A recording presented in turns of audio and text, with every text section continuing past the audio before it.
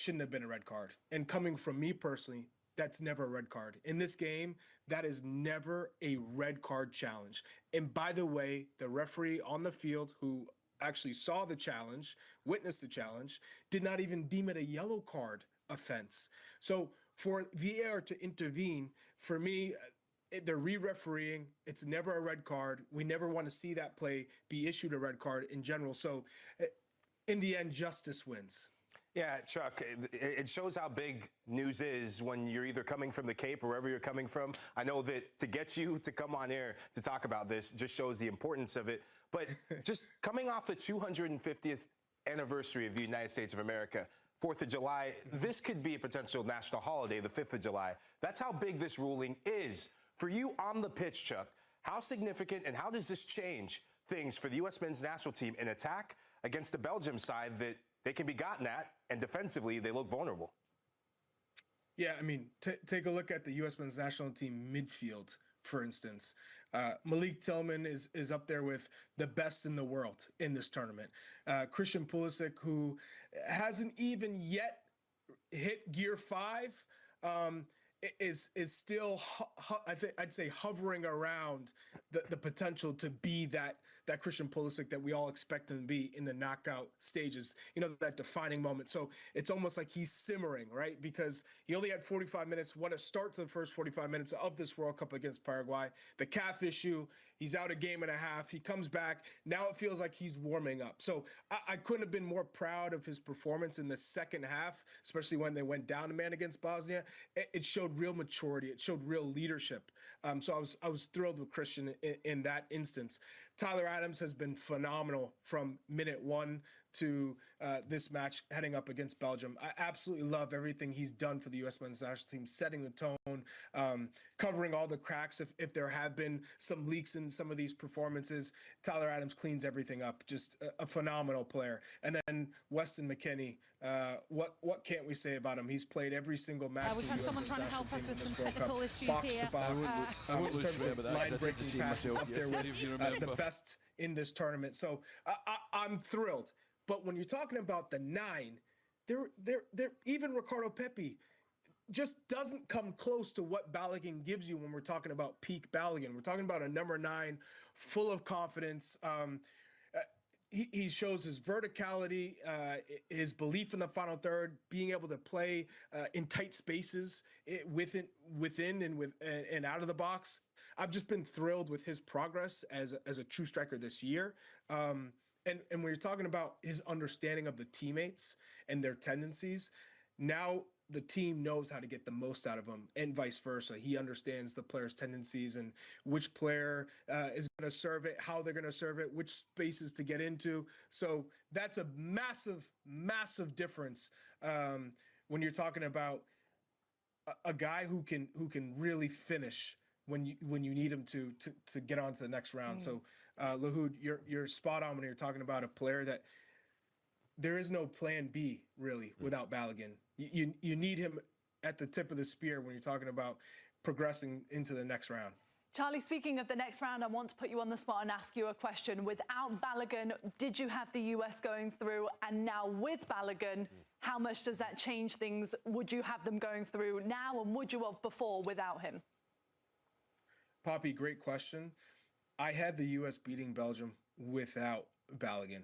I don't think Belgium have been convincing. And Lahoud, you've seen just the, I don't want to say demise, but definitely an aging Belgian side that it's almost playing without the energy and without the clinical side of things that we've normally been accustomed to seeing from Belgium. I look at Lissandro Trossard, who's their best player at the moment, and we kind of know what Trossard can give you, but with Lukaku, who can't give you more than 60 minutes, let alone a start, he just can't move. But given an opportunity, he'll make you pay, as we saw in the 86th minute against Senegal. And then Kevin De Bruyne is just not the Kevin De Bruyne of old. He can't run from box to box and dribble past 3 players and come up with a magical pass or a magical finish. That's just not in his game anymore. So when you're watching Belgium throughout this World Cup, you're saying they're nearly not inspiring like they may have in the past. Whereas the U.S. it feels like they're just getting better. And they've played different types of games, and they've managed to figure out a way to one, get a result, but also to neutralize the opponent and whatever strength they have. So I will be full of confidence, Poppy. I'll never guarantee anything, but I will say I am in full belief that this U.S. team will move on to the quarterfinals. I love the confidence in Pop. I think he's right. I think this changes the pendulum significantly. But I want to flip it around from the Belgian perspective. You and I have been in locker rooms. We've been part of squads where wrong decisions or egregious decisions or right decisions get made before a ball is kicked, right? How much of a fire is this going to light in Belgium's belly? And just give us a player's perspective looking at the opposition. I don't think it's going to light a fire in their belly, Lahoud. They're just trying to prove a point that they can get to the quarterfinals, they can get to a semifinals, but they've been uninspiring. So you're thinking about, okay, when can we flip that switch and be the Belgium that everyone knows us to be? And that means, a Tillemans and an Onana and a KDB thriving in the midfield and dictating possession and tempo. We just haven't seen that. They're a team right now that, for me, they'll give you chances, and we know they have quality, but defensively they can be exposed. We saw that with Senegal on multiple occasions. Saw that with Egypt on multiple occasions. We even saw that with New Zealand.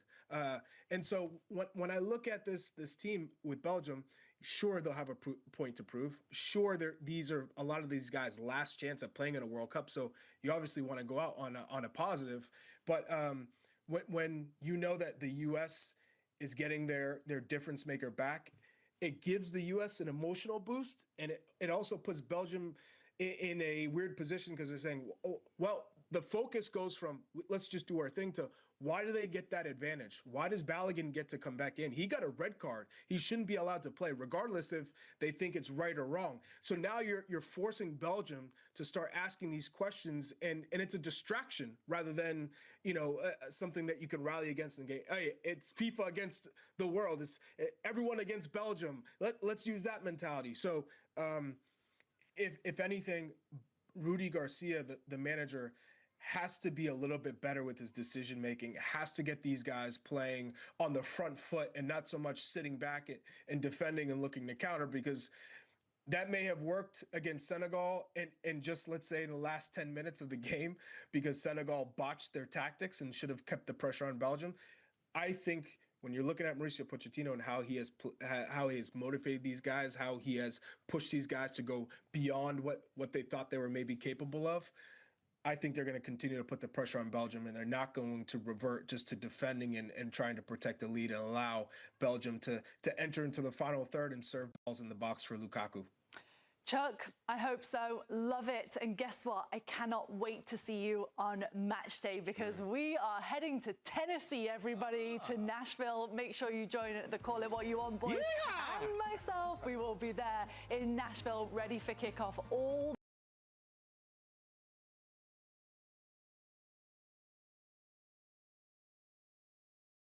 England game. Max free bet varies per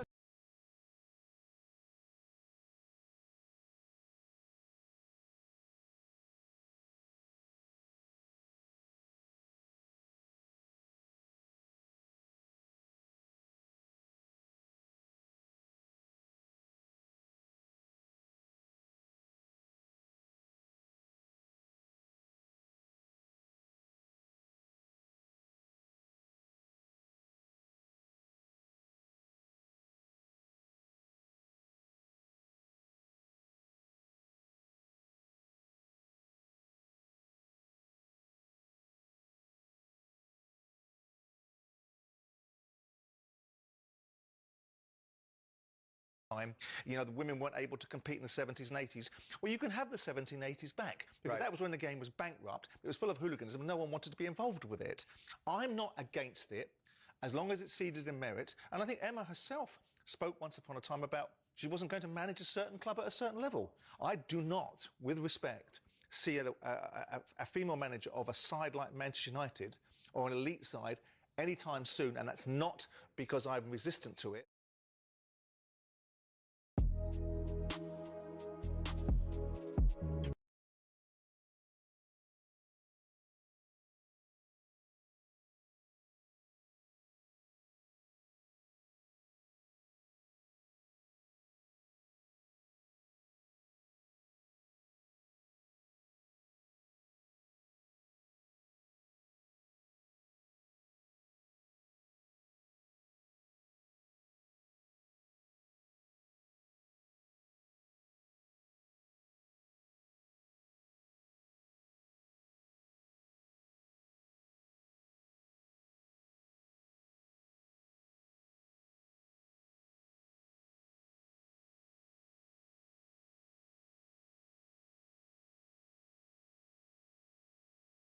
to score with a header and be booked.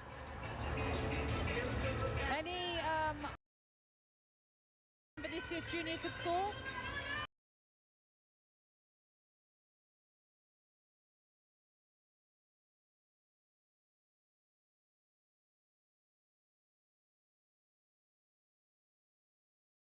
In the lockout to do that, and Vinny Junior, as you'd expect, is the favourite to be player of the match at 11 to 10. Okay, so that's that game. 1 o'clock, it's Mexico against England. Let's just focus on that. Let's forget about all the issues in terms of the thunder.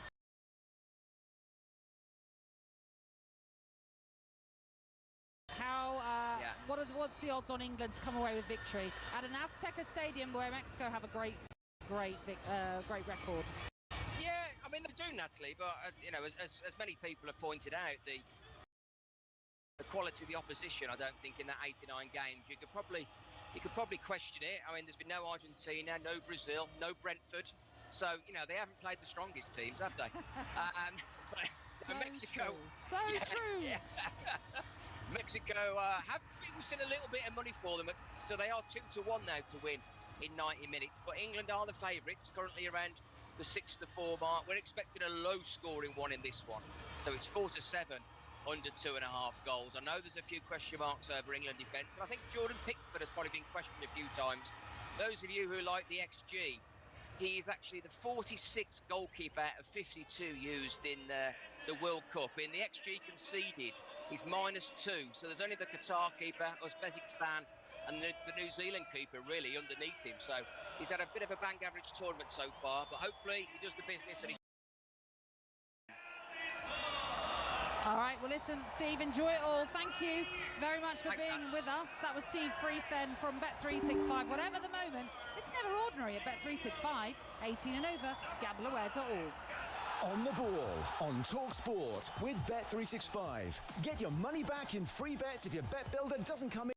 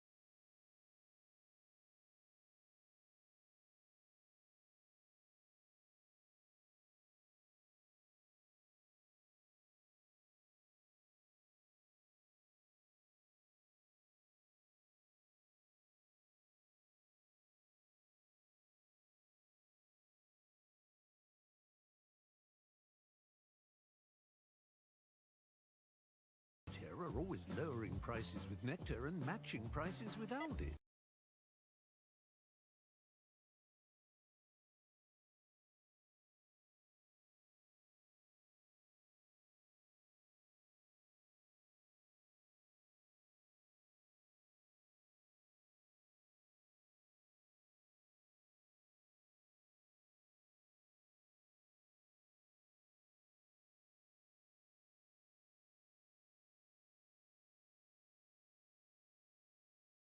In the second set.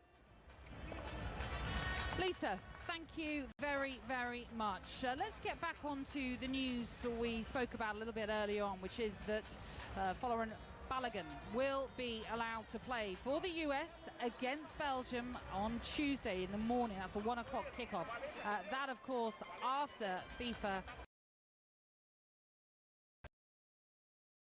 decided to suspend his suspension for a year. If you remember, he was sent off in the game against Bosnia-Herzegovina after a VAR review. But since then, and after openly confirming that the White House had got involved in this one, Balogun will be allowed to play. We hadn't heard at that point from Belgium and how they felt about this situation. They have released a statement. It is quite lengthy. I'll try and pick out the best bits, but they do say they are astonished by FIFA's decision to declare suspended United States player Folarin Balogun eligible to play in this match. They go on to basically say, as we all know, that of course a red card automatically results in a suspension for the team's next match, and has been the case for all previous red cards issued during this FIFA World Cup. They say furthermore, and irrespective of the above, the decision is in direct contradiction with the provisions of the FIFA World Cup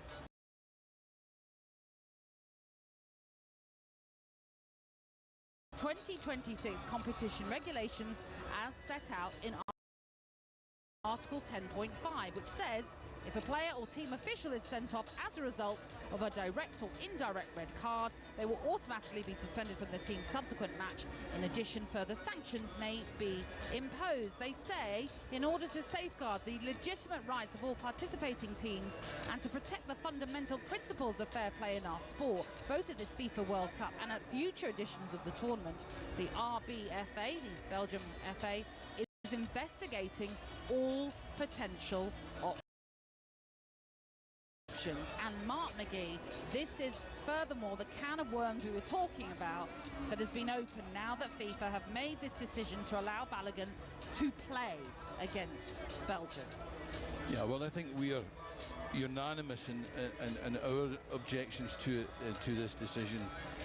I also think that it is, you know, in line with the sort of unilateral kind of decisions that are made, you know, by not only FIFA and their executive, but by, you know, Donald Trump and his executive. You know, they don't really consult. They feel as if they can make decisions, you know, absolutely, you know, in isolation, and that's the way it's going to be.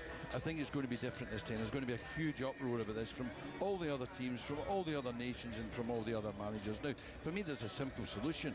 Whether it's practical, is that Mauricio Pochettino announces that he's not going to play him because he agrees with everyone and takes exception to the fact, and, you know... Hang on, I understand that point, and I like that point you're making. But would you do that in a round of 16 match? Yes. You personally Yeah, I think for the integrity of the game, yes, I think you have to, because this decision's been made in a place, in a room that doesn't understand the game, totally and doesn't understand the, you know, how other people feel, and how, you know, the sort of connections, you know, between football people, and the love of the game, and the love about the integrity of the game. You know, it's like cheating at golf. You know, the rules are there, you know, for a certain reason. You know, it's wrong, and I think that Mauricio Pochettino could step up, and imagine the goodwill that both America as an association and him himself as a manager would gain from that. I think it would only be positive. But then what would be the backlash that he might receive from the US? Well, I think they would obviously have to, the US in terms of the association would have to be part of that decision. Of course, he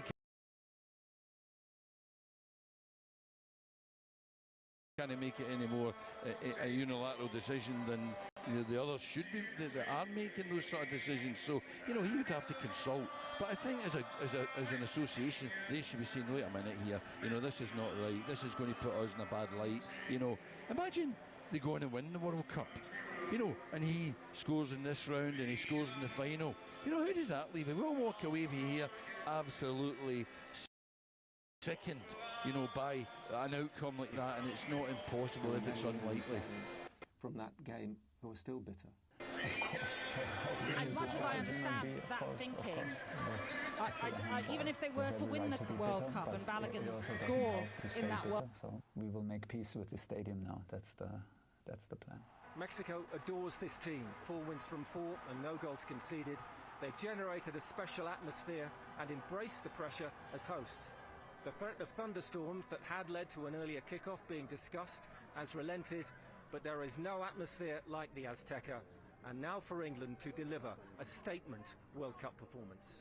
We have the quality, we have the belief, we have the team spirit, and we have the glue that it takes to make it special, and we will write the next chapter.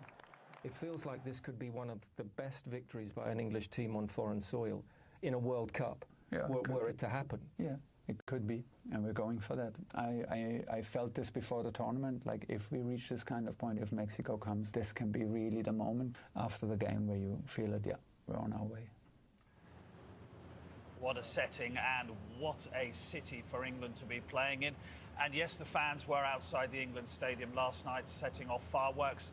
These pictures are about midnight last night, but England say they weren't disturbed. They're going to say that whether they were disturbed or not. You're not going to say I was kept up all night by fireworks, are you? Listen, I've had people next door to me for the last 3 days and making more noise, and I just put my headphones on.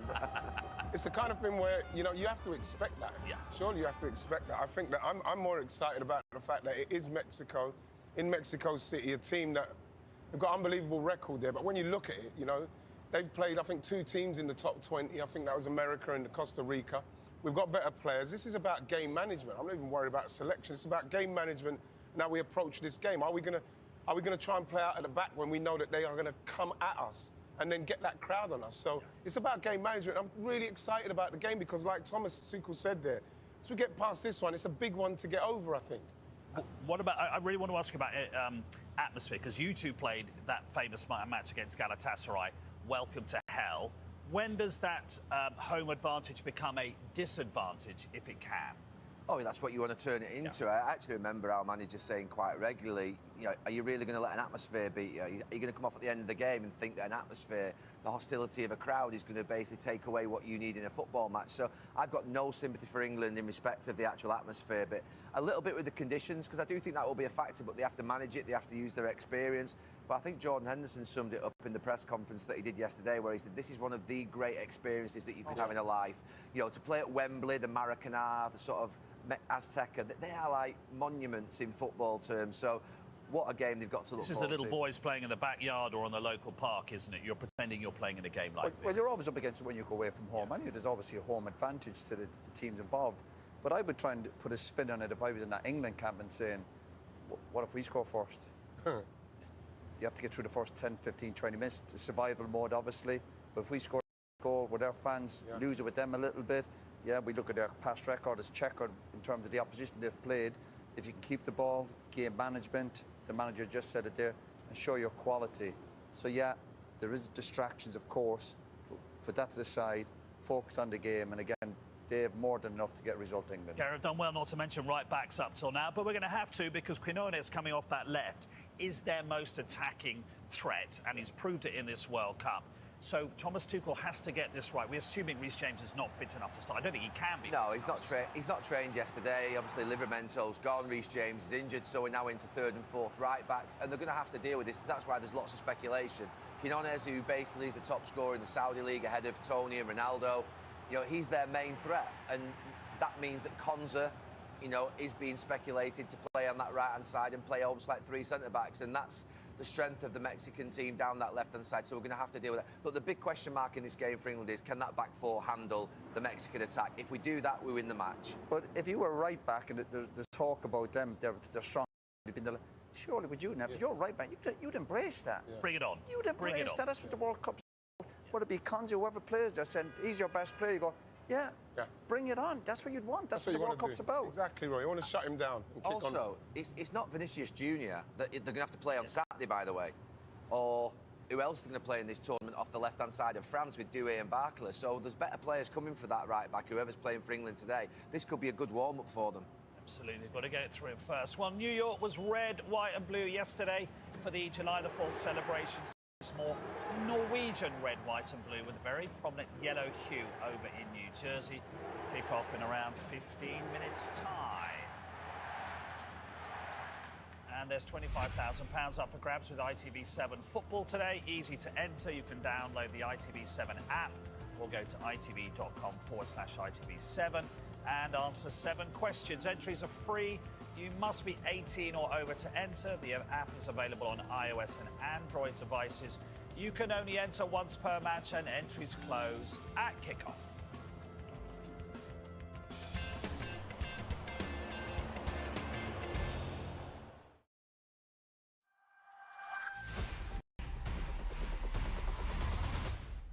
Google Pixel sponsors ITV's coverage of the FIFA World Cup.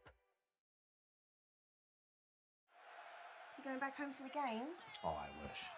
Hey! Tap in.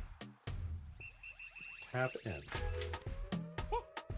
Across the pond, please. Sorry, mate. Don't go south of the river. Easy. Let's go.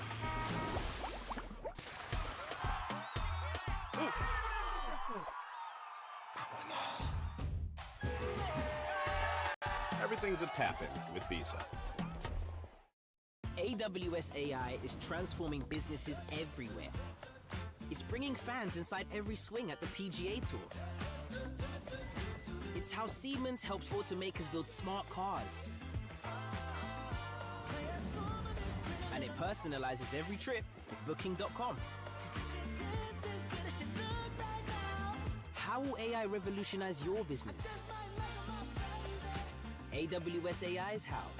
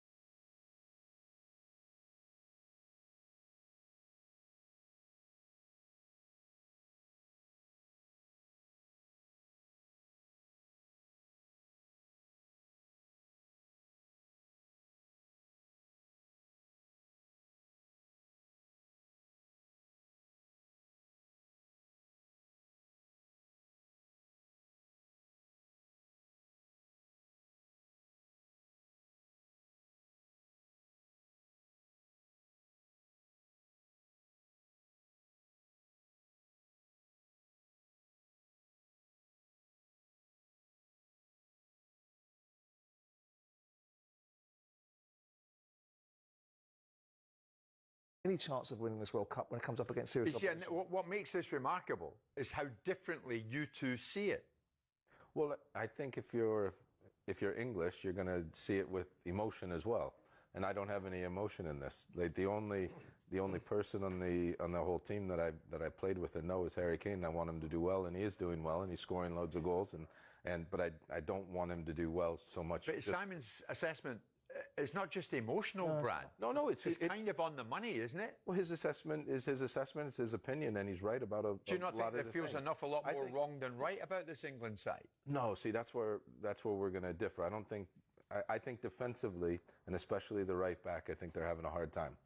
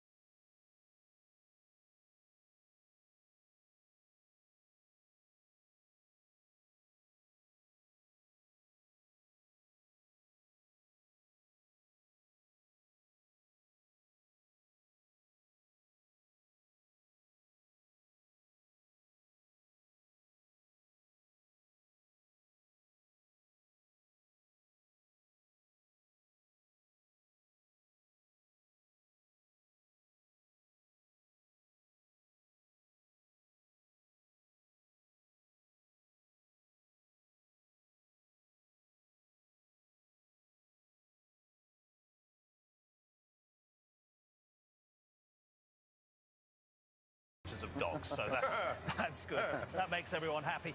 I think, actually, you said this downstairs, Gary, this feels like the biggest day of the World Cup so far, doesn't it? Yeah, it feels like we've all sort of painted a picture in our heads of Brazil versus England in Miami on Saturday. And then you've got Norway and Mexico stood in the way of, obviously, Brazil and England, and they're very capable of causing an upset today. If England and Brazil don't step it up, which both managers have said they will go out of this tournament. So, yeah, let's look forward to this. It's going to be a great game, lots of attacking players on the pitch. And they'll have to step it up. And I think it's a great message from managers. Obviously, your team needs to start peaking. Even Brazil's first game maybe slower to the blocks, but it's about peaking at the right time. And I mentioned earlier, I think this is all about the attacking players for both sets of teams. And hopefully we'll see a shootout between them. And Odegaard, maybe the Norwegian captain, obviously the Arsenal captain, getting the better of Casemiro, and Guimaraes maybe getting into, as you like to say, in those pockets between the midfield and the attack, and it could really cause some havoc. Well, I think when you watch that first goal, what Japan scored against Brazil, when you see them, they kind of like empty the midfield a bit, where it's Paquetá and Guimaraes, they kind of left, what's that, Casemiro, and then bam, they just go through them. If Norway get that, there's a B. If Norway get that run on them, then, you know, they could cause them problems. Absolutely. There's a B. I wouldn't want to play with you in the Azteca if that's what happens. But there's a B. I don't like Bs, man. You know what I mean? Odegaard must look at those two and think, I've got the legs on them. Of course, he has to turn up, Odegaard. And there's always been doubts about him, and I'm never sure if he's really gone on to that next level. But for Haaland to get a little bit of joy, Odegaard, which they have done in the campaign, the qualifying campaign, they were fantastic. So then there was question marks, obviously, can they do it, then at the World Cup? And they have done. So there should be no doubt in Norway's group that we have the confidence, the belief, and the quality to score goals. I do love when the players go in the tunnel and the little kids look, they just like so excited to see them. I hate when the players blank them. I don't mind that face, but you got to see the kids. Kids can't believe they're seeing. You see the fellow who just saw, the little guy who just saw Haaland, can't believe it. I'm really looking forward to the first Haaland-Gabriel clash and challenge for the ball. I love the way Haaland lives his life and plays his football, Gary. I love the smile. Incredible spirit, what a player. This is brilliant that he's in a World Cup. We wondered whether he would ever get there. This increased participation to 48 teams means he's here, and what an addition. And by the way, they've got a real chance here in this game with him up front. They really have. Right, alternative to scripted.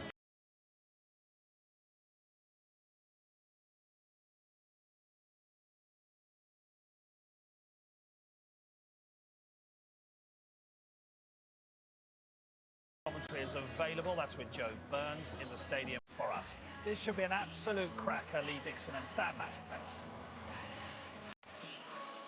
Thank you, Mark. New York City is always the centre of the universe, but this weekend the wattage is blinding. Friday night, the stars aligned at Madison Square Gardens for the wedding of the decade. Saturday night saw the most astonishing firework display as the locals celebrated America's 250th anniversary. And tonight, well, there's A-listers everywhere you look.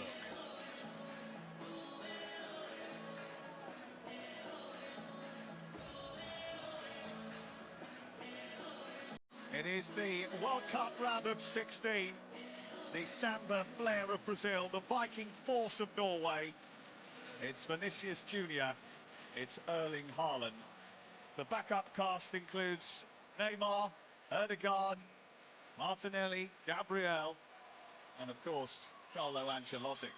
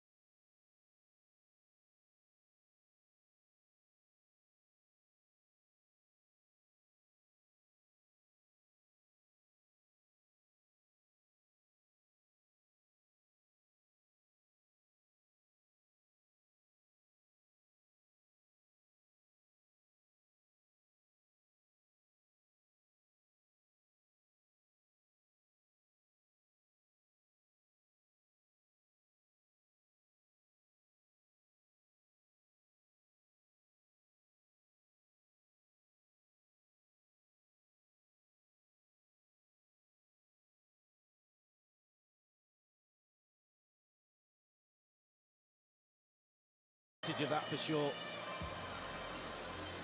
And Casemiro and Danilo both on bookings. Should they pick up one today, they will miss the quarter-finals. Norway can thank Orian Neelan for safe passage this stage. His stoppage time save on Tuesday was absolutely vital. The defence has been questioned, but there is Premier League experience there. Ryerson in at right back today, but there are concerns about his hamstring. Straight back in. Holger Pedersen, who was replacing him, has left the stadium already today with illness. And of course, it's Haaland against Gabriel. Well, we possibly saw the best firework display in the last night. Are we about to see the second best with those two going head-to-head, Gabriel and Haaland? Let's hope so.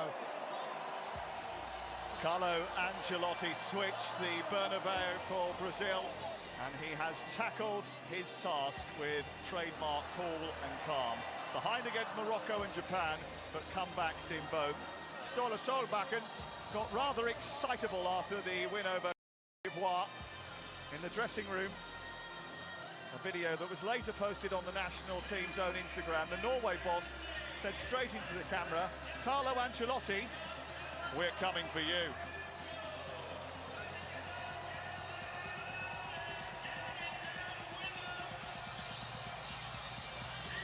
It's already been a cruel summer for the Netherlands, Japan and Senegal.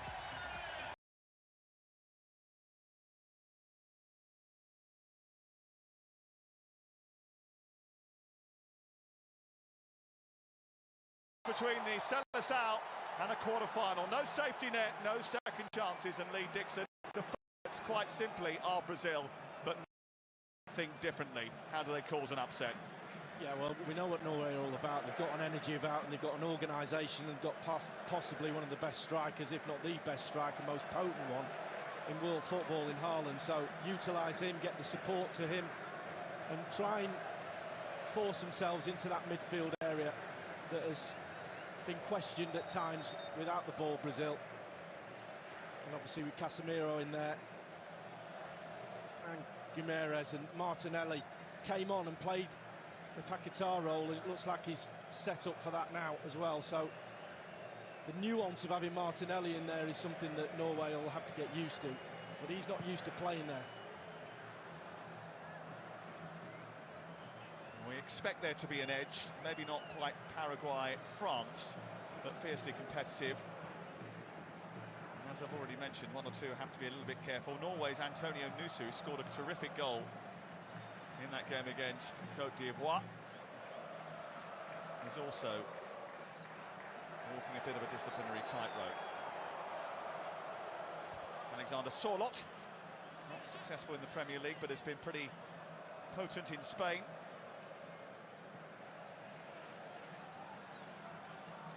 Danilo. And he gave away a short pass in that game against Japan, which ended up leading to a goal, and he has to be a little bit more mindful tonight. See that press already from Norway, not willing to give anybody any time in that back line for Brazil. Brazil unbeaten at this World Cup, but they have made themselves sweat a little bit, Lee. Norway qualified with 8 wins out of 8. They were perfect. It's their first World Cup in 28 years. And they started this at a gallop. 4-1 against Iraq, 3-2 with Senegal in this stadium. Then they made 10 changes against France and got beaten up. But it is 1 defeat in 14 competitive matches. This is a good team. I think that's why everybody's so excited about this game, because you see a real strong opposition against, at times, a fragile Brazil, although when they're good, they're absolutely brilliant. So that's why it's set up for such a good football match. And obviously they've got Haaland up front, so anything can happen. This guy's been magical so far. Odegaard getting the ball down the right. Sørloth trying to tee it up to the edge of the area, and it's slammed in early. Patrick Berg celebrates, but the offside flag is already up over on the far side. The Bodø/Glimt man is going to be denied here. I think Sørloth was the one who made an early run in the build-up to it, and Ståle Solbakken thought his team had stolen an early lead. I'm not sure. Yeah. Once you've got this guy on the ball, he's no need to go. He's just trying to get ahead of the fullback. But he's got to look along the line as well. The pullback's brilliant, the finish is brilliant. Just gone a yard too early, Sørloth. It's a shame because it's That's what Norway need. They need Odegaard on the ball with a bit of time and space, and then he can really hurt you. It was a little bit too easy for Norway to carve Brazil open. Well, it's that midfield area as well that boys were talking about. Very early warning for Brazil. Gabriel and Haaland going up against one another again. This is Patrick Berg, Sonderberger, Hegem, Odegaard, comfortable in possession. Brazil have had an extra day of recovery heading into this match. Norway played a day later in their last 32 game, but both have had to travel from Texas to New York, New Jersey.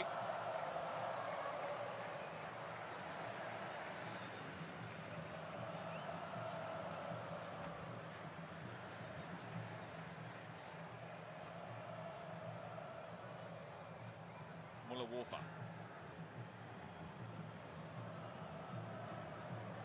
Neelan, who made a really cracking late save from a free kick in the game against Côte d'Ivoire. Sørloth causing problems for Douglas Santos early in the game.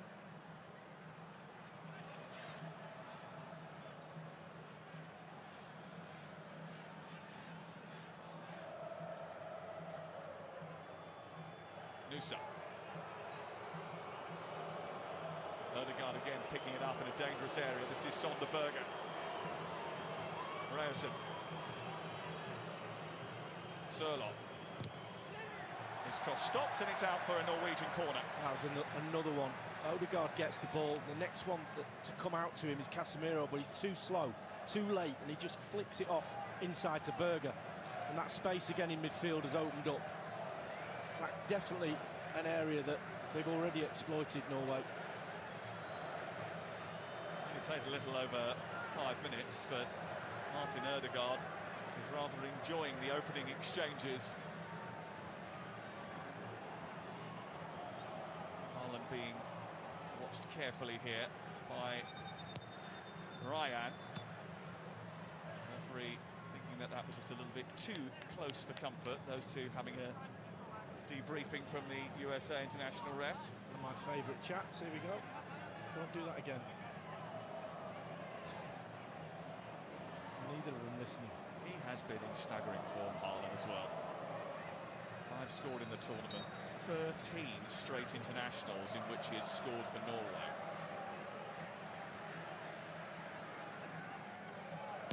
Odegaard's delivery. It's a dangerous one. Haaland was trying to get up there. Good header away by Marquinhos. Nusa. Berger couldn't glance that forward. Martinelli trying to escape here. Berg tries to hold him up. Vinicius Junior tries to get through a tight gap. Berger covers the ground. Norway turn it over. And they're not getting back quick enough to stop them.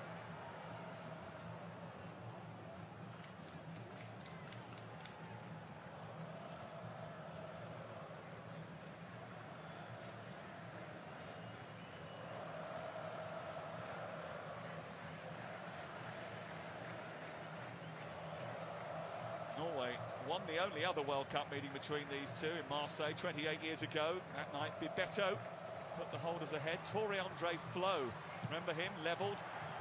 Nieto Rekdal won it from the penalty spot, but that was a group game. Brazil had already gone through as group winners before that night. This is the knockouts, this is serious business, and only 9 of the current Norway squad were even born the last time that these two met in a World Cup. This is all about making generational memories if you're of a Norwegian persuasion.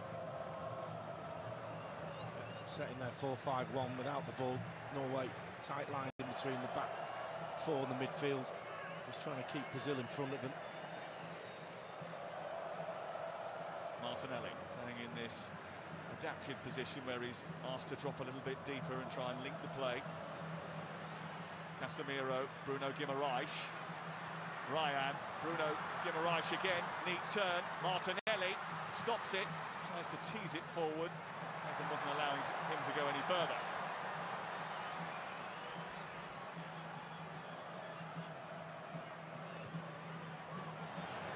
Douglas Santos have made an interesting run across the line. Vinicius Junior Struggling with Ryerson, who's struggling to contain him. And Vinicius Junior with a little bit of skill, but he's taken the ball out of the perimeter of the playing surface. That's going to be a goal kick, but he looks as if he was fancying that duel. He got out there quick, didn't he, Ryerson? Really quick the first time, then fell over. His mate had to come and help him. Vinicius Junior beat him as well, but the line beat Vinicius Junior. Look, a little sign there. If you've got a slight injury, what you don't want is a slight hamstring injury playing against Vinicius Junior, and that's exactly what Ryerson's coming back from. Well, England think they've got right-back problems. So too have Norway. Their first choice right-back, Ryerson, is playing today, but he's not 100% fit. He had to do a special test in the warm-up to make sure that he could compete today. And the guy who's been filling in for him, Aldrin Pedersen, has already gone back to the hotel because of illness. We watched him in the warm-up, didn't we? Doing his little warm-up, trying to test, not necessarily the test, but just in free warm-up, and he didn't look the most mobile. He was definitely protecting himself. Unfortunately, he's not got that luxury right now. He's got one of the best wingers against him, Vinicius Junior. Warm-up might have been a kind description, actually. It was more of a walkabout, wasn't it? Ryan. Bruno Guimaraes, good spot. Martinelli trying to reverse it for Matthias Cunha. Oh, that might have been late. Referee says no. Cunha can't believe it. Referee gives the goal kick. It's all kicking off down there. He's convinced. There's no need to argue. He can say what he wants to the referee, but VAR will be definitely all over this like a bad rash. It looked like, from our angle, which we're behind, he didn't. I mean, how he's not give that the ref, I have no idea. Cunha touch down, ISA, and he got something. He got nothing. And this will be given. There's no doubt about it. Well, we saw a similar sort of penalty decision yesterday involving the French national team. They are announcing that there is a check for a possible penalty. There might be a little touch on the ball. Tiniest touch. Does that mitigate everything?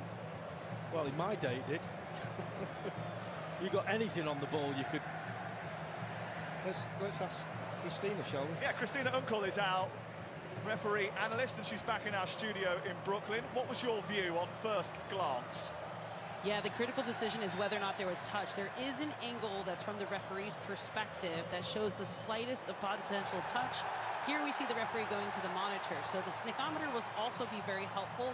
Basically, the ball-connected technology to see if there is any touch on the ball. Because the VAR is sending down referee Ismail to the screen, there's going to be no touch on it, and therefore a penalty is to be given. Was there I mean, it's too difficult from that angle to see the touch. Snickometer, I can't see a touch there, but technology, he's made his decision by the look of it. He's out. Here we go. After review, attacking defender number 3 committed tripping foul. Final decision. Penalty. Well, I think we were convinced on first look, and now the referee is too, and Brazil have a penalty.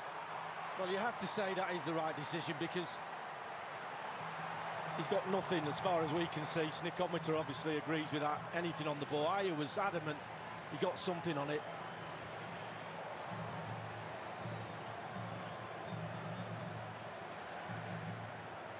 Was there a foul in the build-up? That, I think, was the question that was being asked in that last replay. Well, there was definitely a foul there. That's all that matters right now. And 3 players standing around on the penalty spot. Vinicius Junior with the ball under his arm.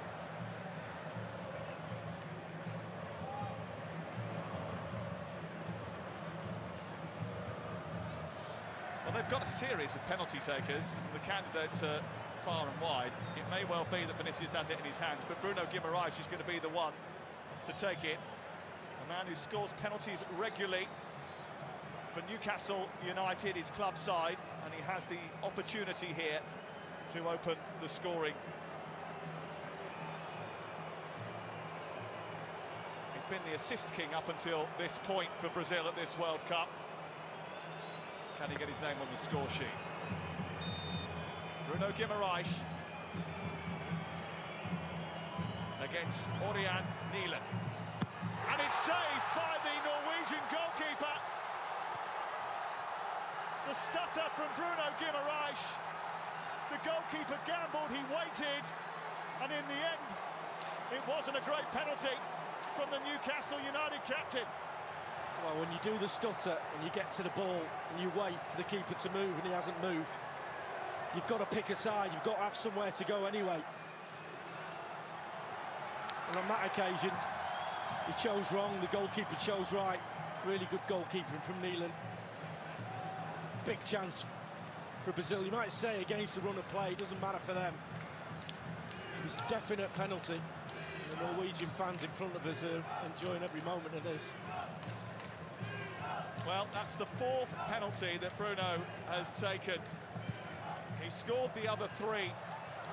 Anthony Gordon attempted to take them for Newcastle United, but Bruno Guimaraes had done it on a regular basis. He was confident. 2 for Newcastle this season, but fluffs his line on the biggest of stages.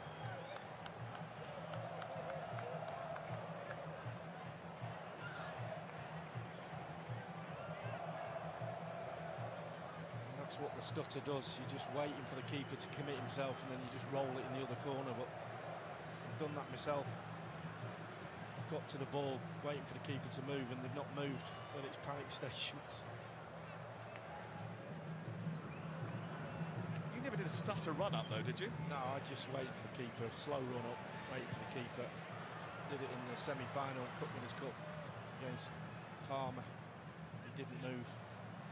Luckily, I managed to fudge it into the other corner, but I didn't really know what to do when I pulled my leg back. Well, that's a major setback for Brazil, who've already survived a bit of a scare with the goal disallowed in the first few minutes of the game. Handed a big opportunity. I get the feeling that Bruno Guimaraes won't be given the opportunity to take another one should they get one. Here's Ryan. Teenage star who plies his trade for Bournemouth. A little bit of concern for Carlo Ancelotti, but he takes most things in his stride. Ståle Solbakken a little bit more energetic on the touchline.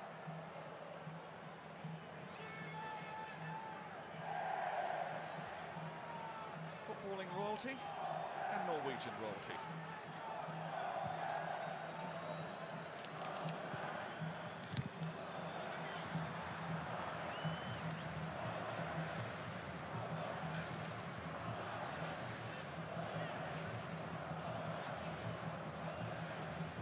We thought it'd be an entertaining encounter between these two teams, and so far it has not disappointed. No, it's fascinating. It really is.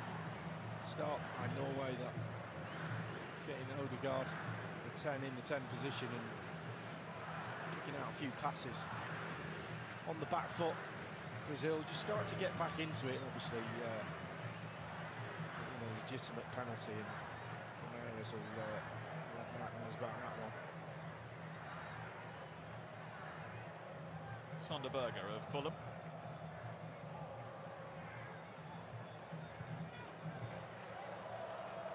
Nusa plays for Leipzig in the Bundesliga. Sonderberger.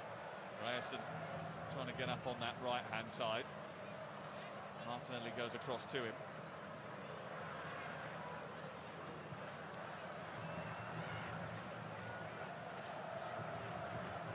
Odegaard. He's given that away, and now a chance for Brazil to counter-attack, and Vinicius Junior is free on the left-hand side. Martinelli's weighted ball just drives him a little bit wide.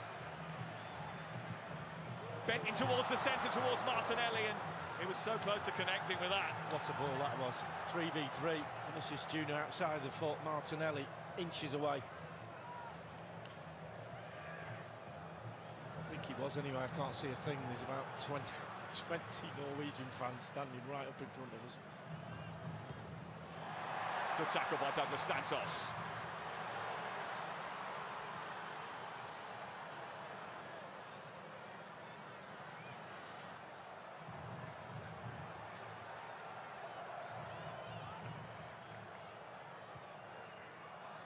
Well, Brazil have been overrun in a couple of games. Norway have used their high line in previous matches. Two areas to keep an eye on.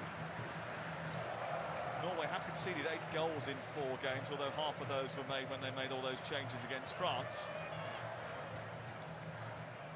I think you have to write that French result off, to be honest with you.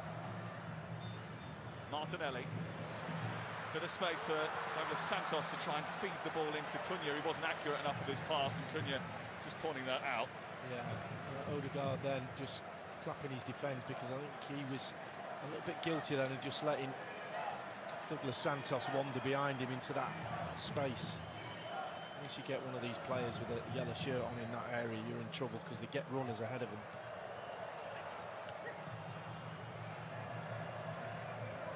There's been a lot of penalties missed at this tournament, hasn't there? Think of the shootouts that we witnessed. The shockers as well, not just, you know, good saves, absolute shocking penalties.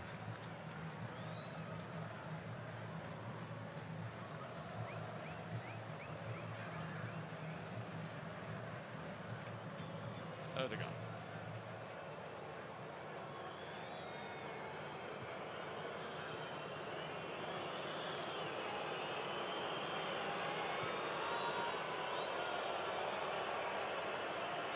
This is Sonderberger. Both teams have gone into a format of rather caging each other out. Paint the scene as well. It is incredibly humid today, isn't it? Really close, the cloud cover. Very, very warm indeed. Yeah, and there is a threat of a storm a little bit later on, and you can feel that in the air, can't you?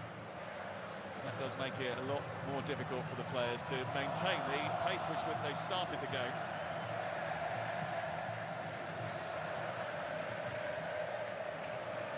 Sorloth. Interesting to work out how many actual touches Haaland's had of the ball. Well, there was a little debate actually in the Norwegian media this week about whether he was 100% fit. He definitely tired towards the game against Côte d'Ivoire. That kind of confrontation with Gabriel hasn't materialised yet, because he hasn't had a kick. The ball's not gone anywhere near him. 2 touches so far. 2. He only needs 1 though normally, doesn't he? Odegaard. Ryerson. Berger.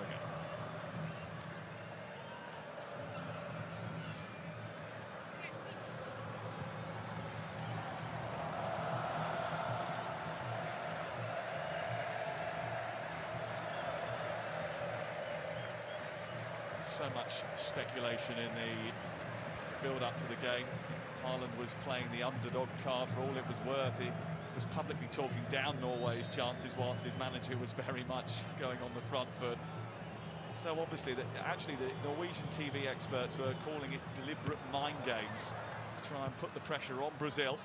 And certainly the pressure is on Brazil, because they are the favourites, and after going out early in the last couple of tournaments, they might want to go out again.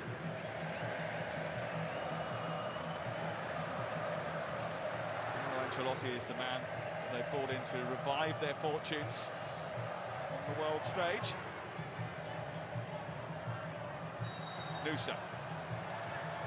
For that control from Nusa, it's a foul on Wolfer on the near side.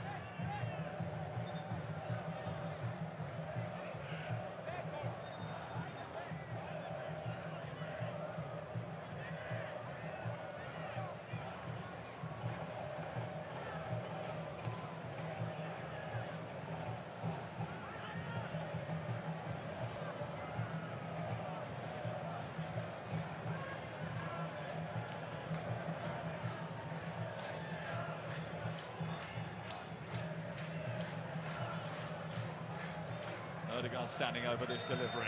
Norwegian fans in front of us are having a proper party, by the way. I think they've recruited a couple of Americans as well to get involved. Nusa trying to skate forward here. Ryerson under pressure from Martinelli, but emerging with the ball. Berg, Nusa. That was a mistake. 2-on-2 now. Vinicius Junior is to Cunha's left. Does Cunha fancy running against Hegem? Not going to get there. Good defending actually from Muller-Wolfer. Yeah, he just leaned into him at the right time. Cunha knocked the ball past him. He realised he wasn't going to beat him for pace, and then it's all about weight distribution, how you lean and use your body, and did well, the defender. Yeah, he's lightning quick. Cannot give the ball away there though, Sam. And you've got red shirts ahead of you, playing a square pass, Noosa giving it away, 2v2. Don't do that too many times. It's happened a couple of times, isn't it? They do squeeze up to the halfway line and leave the two defenders back on their own occasionally. It's fine doing that, leaving 2v2, but you've got to play the ball forward. As soon as you play it sideways, you open yourself up to a counter.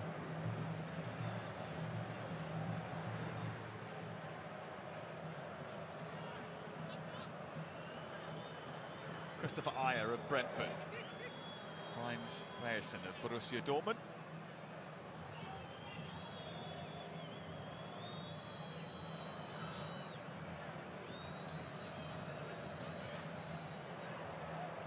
Still waiting our first goal in New York, New Jersey after Bruno Guimaraes missed the biggest chance of the game, a spot kick which was saved by Oriane Neelan.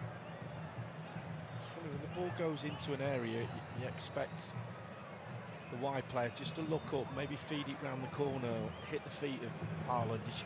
He shows no interest at all about getting the ball. It's just, he kind of looks at you and goes, do you know what, I don't want it. Just wait till it goes into the box, or he'd quite like it from a long one where he can challenge Gabriel, but he's not interested in it to feed.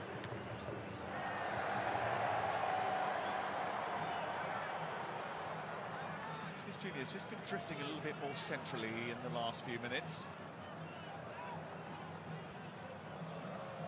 Martinelli's still in that inside left midfield position. They're just allowing Douglas Santos to push really high on that left-hand side.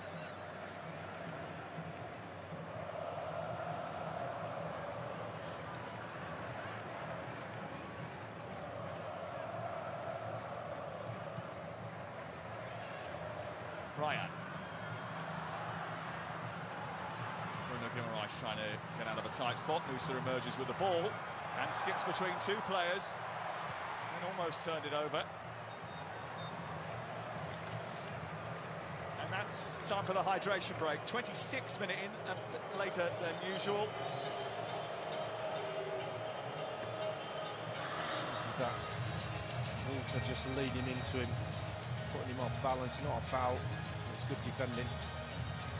Might have been a little push, yeah, but you're not going to get that, Sunshine. It's not going to get another one, that's for sure. Let me tell you what's coming up on ITV over the course of the next couple of days. Argentina against Egypt is from Atlanta on Tuesday, 4:15, ITV 1.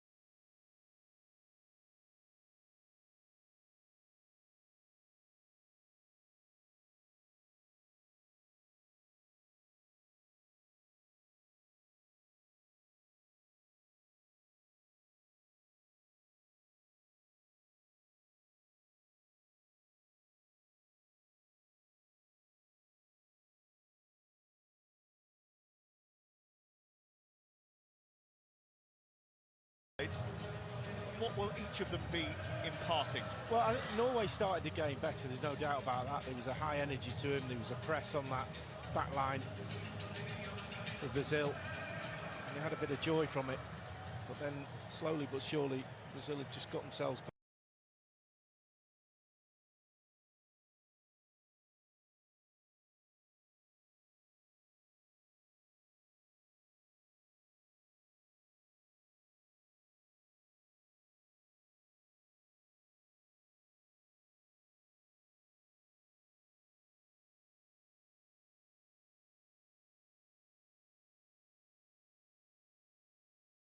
Had 2 shots. Of course, one of those has come from the penalty spot.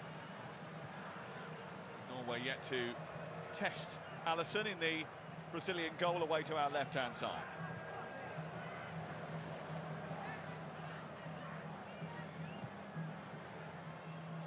Ryan.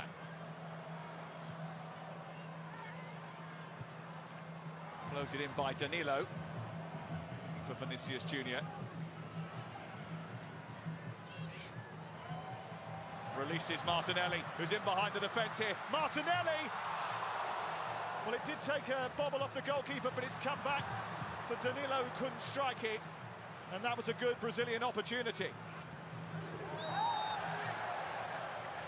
That combination between Vinicius Junior and Martinelli again. Yeah, brilliant. Neelan getting something on it. He's just onside. Once he gets there, you're not catching him.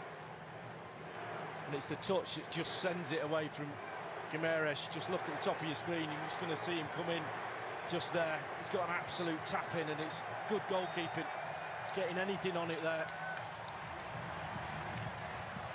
Another chance for Brazil, just starting to turn the screw a little bit.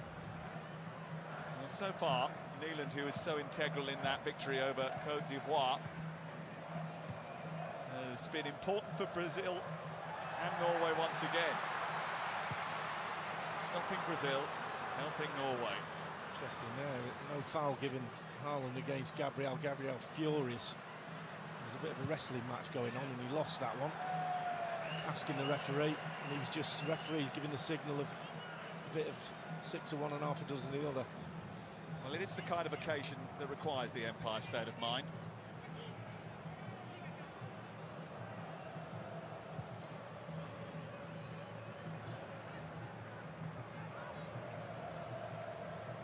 You're a Jay-Z fan, aren't you? You recognised him straight away. Oh, yeah. You pointed at the screen. Yeah, I know, but you were going on and off on one, so I'll just let you have your moment. Nusa.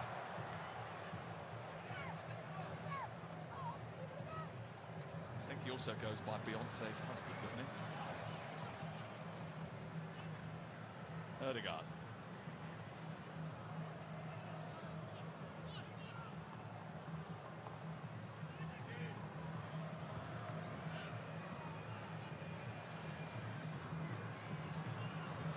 Now Nusa.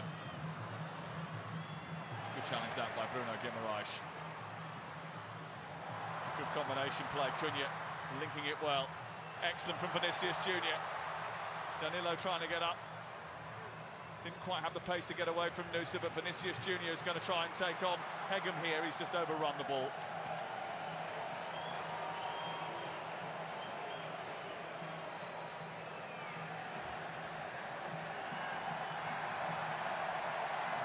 Just going back to Nusa getting the ball in this left wing, I think he can really have a go at Danilo.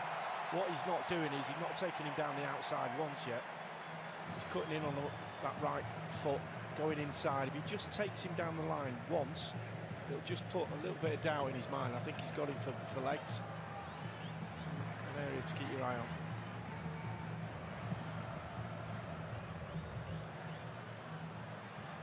Alisson comes out to clear. Cunha underneath this, headed away by Christopher Ayer.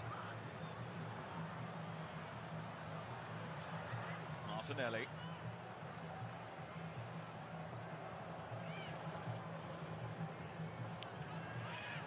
Wants more options in front of him, more movement from those in yellow ahead of him.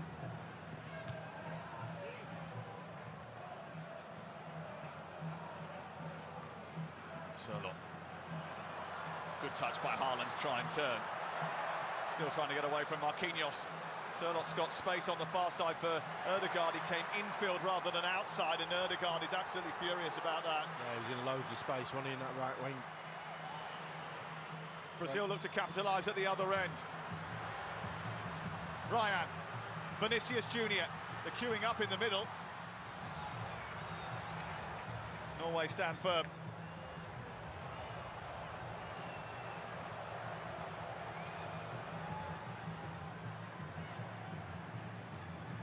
Casemiro. Ryan.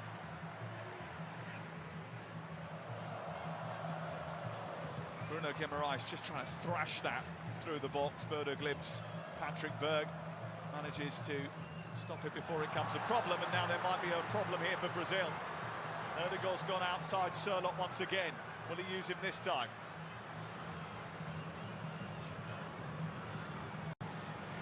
Nusa trying to find Ødegaard, still alive for him. He's got support inside the penalty area. Keeps his head, goes for goal, and hits the side netting. It's pretty obvious to say he's the one, isn't he, that's pulling all the strings for Norway. When the break's on, just feed him the ball.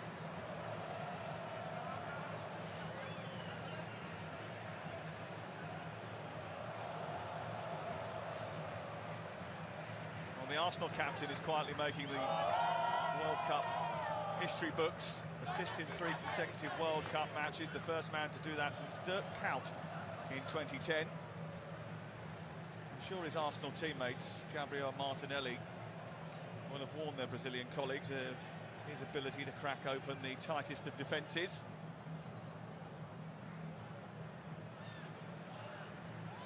So far he's had a bit too much room too often. That's been given away by Brazil cheaply.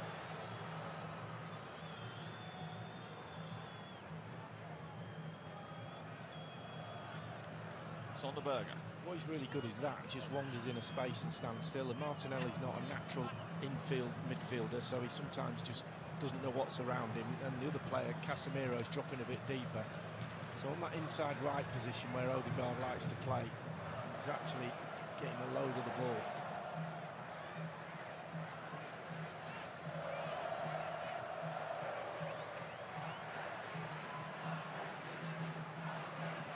Nusa. Decent looking cross, Haaland helps it on. Didn't get enough loft on it to take it beyond Alisson, who was well positioned. Difficult one, but did quite well in that little run. Looking as if he's going to the far post, then just checks. Just got away from his marker.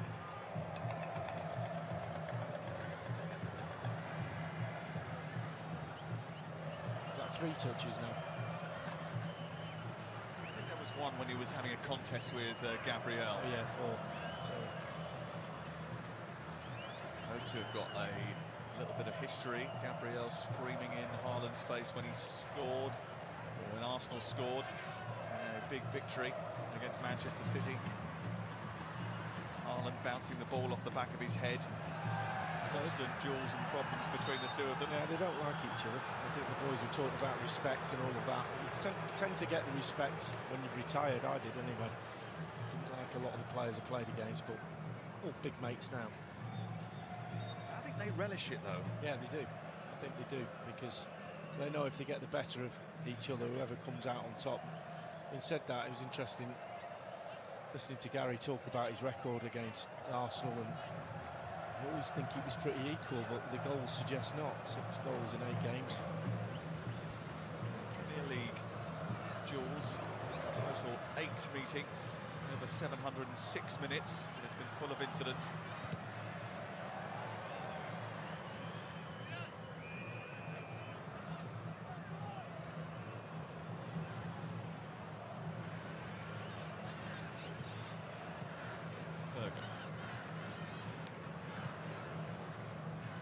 Ødegaard.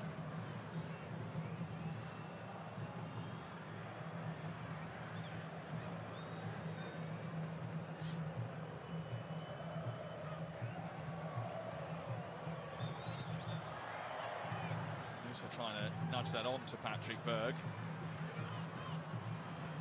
Still fudging the clearance.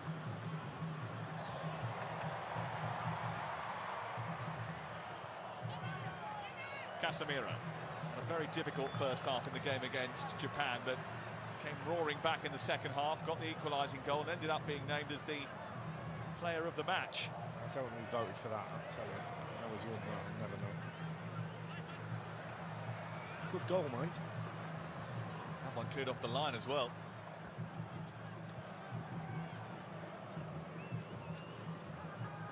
Guimaraes.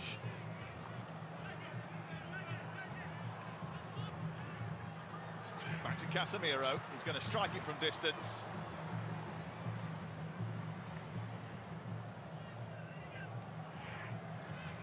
Danilo.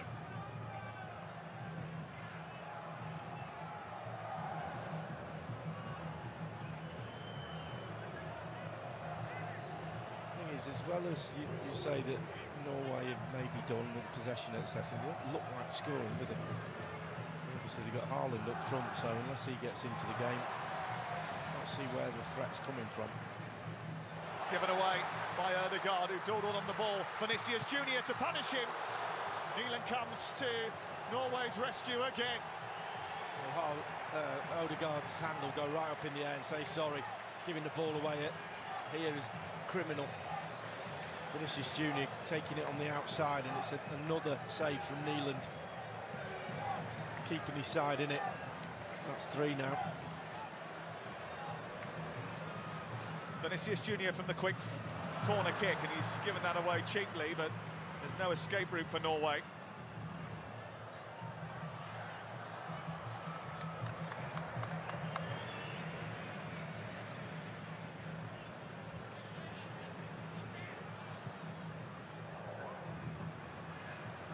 Miscontrolled by Vinicius Junior. That doesn't happen too often.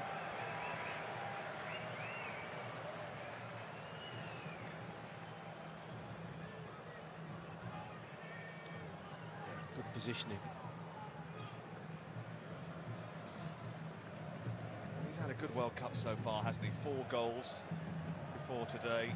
Scored in each of the 3 group games. Didn't score against Japan, but almost scored the goal of the tournament in that match. It's absolutely outstanding passage of play, which in the end was thwarted by a brilliant save. It was. The thumb. And he wants to be in the conversation with Mbappe, with Messi, with Kane and with Haaland.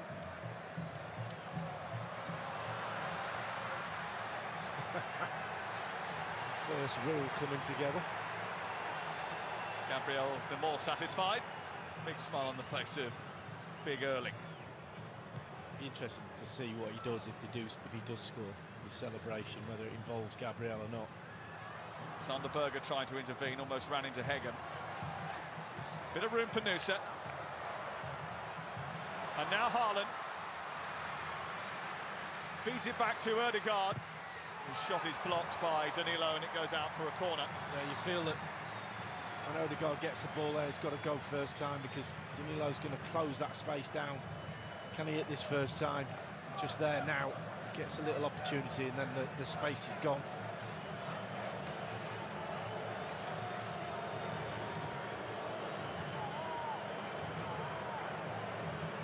First corner of the game for Norway.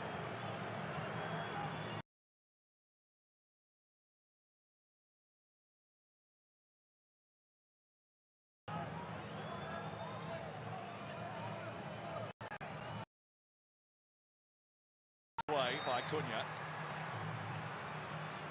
Used to trying to keep it alive. Reyerson prods it forward.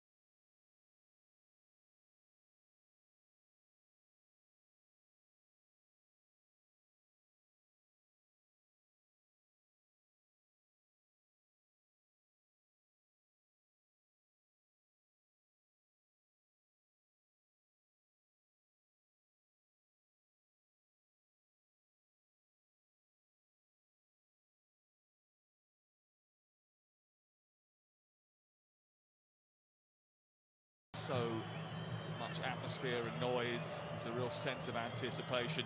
Both these two countries enjoy good local support. Norway traditionally had quite a lot of expats in the Brooklyn area. Newark now very much little Brazil.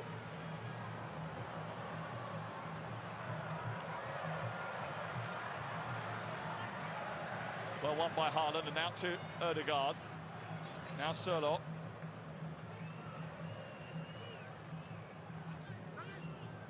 Berger.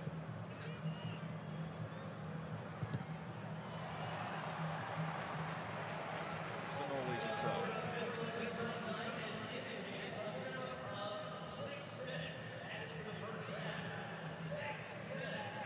6 minutes of added time.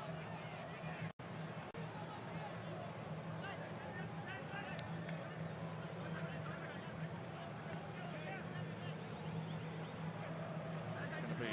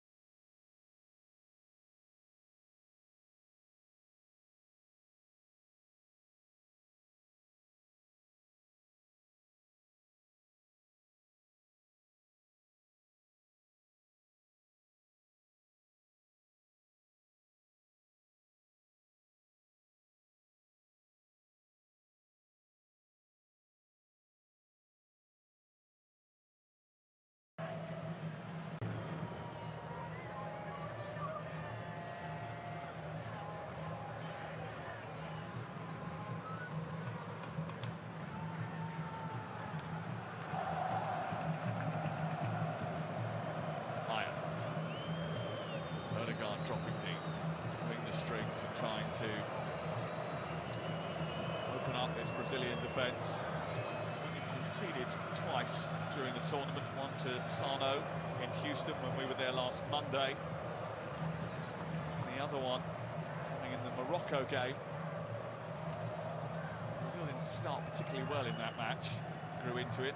They actually have been growing into matches after half-time.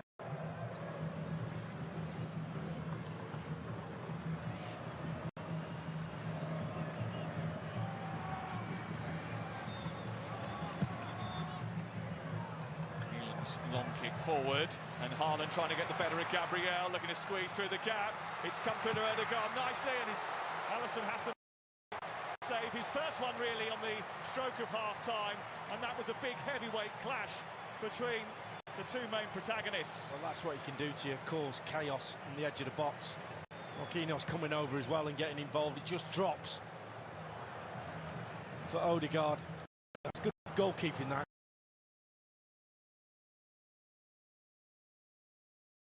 Haaland calls. Norway's best chance of the game so far.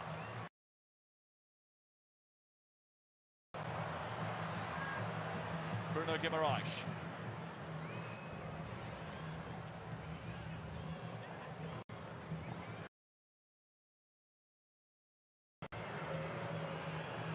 Newcastle man still on the ball.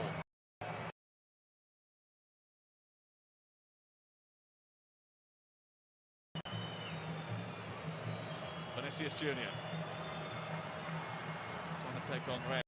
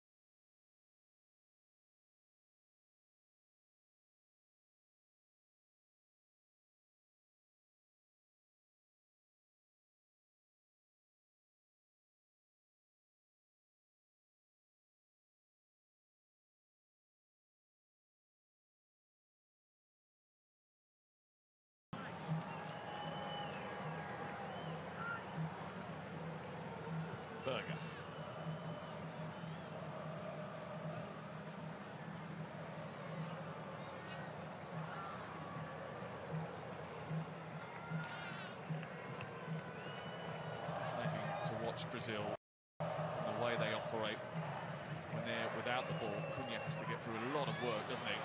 Ødegaard trying to get in behind here. Gabriel just blocking him off. Teammates at Arsenal, friends at London Colney. Our Arsenal train. Two different sides of the day.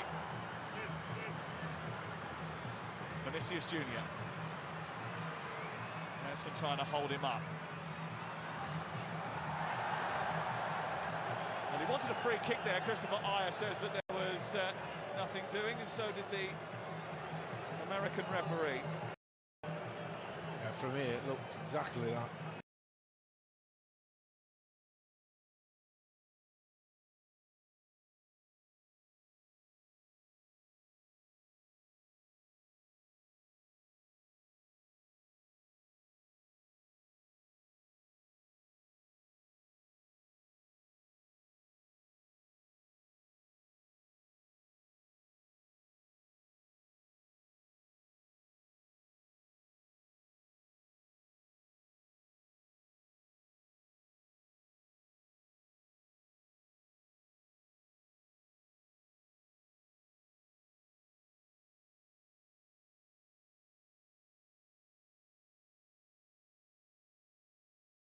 He likes. Martinelli doesn't do that, so Vinicius Junior in there, receiving the ball, getting turned, and playing Martinelli in, you know, and playing Ryan in, and playing Cunha in. Let's reflect on what happened earlier on in the game. Obviously, Norway thought they had taken the lead, but that goal that they thought they had scored was disallowed for offside in the build-up to it. And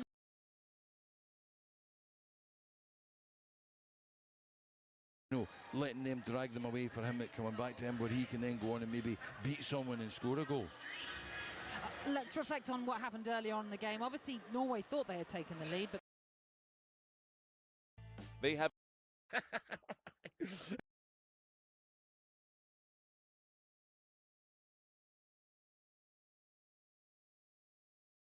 Faz a remada, nós vamos fazer a onda. Abraça o seu amigo do lado aí, abraça.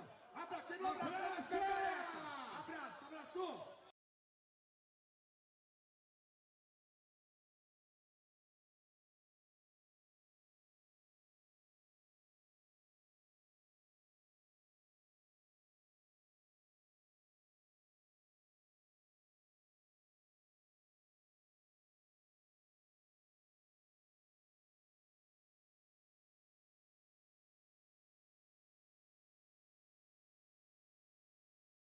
disallowed for offside in the build-up to it. And then 10 minutes or so later, Brazil were awarded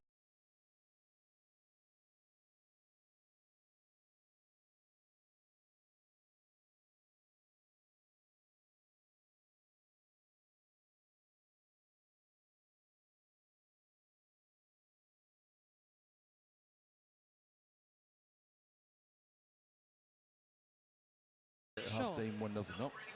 But of course, with that stuttered run-up, what Grimarish is hoping for is that Nyland makes the move first. But he doesn't. He just waits and bides his time to make the Brazilian man actually go first, and then becomes a relatively easy save. Yeah, well, before Grimarish took it, I'm looking down at the goalie on the line, and he looked big.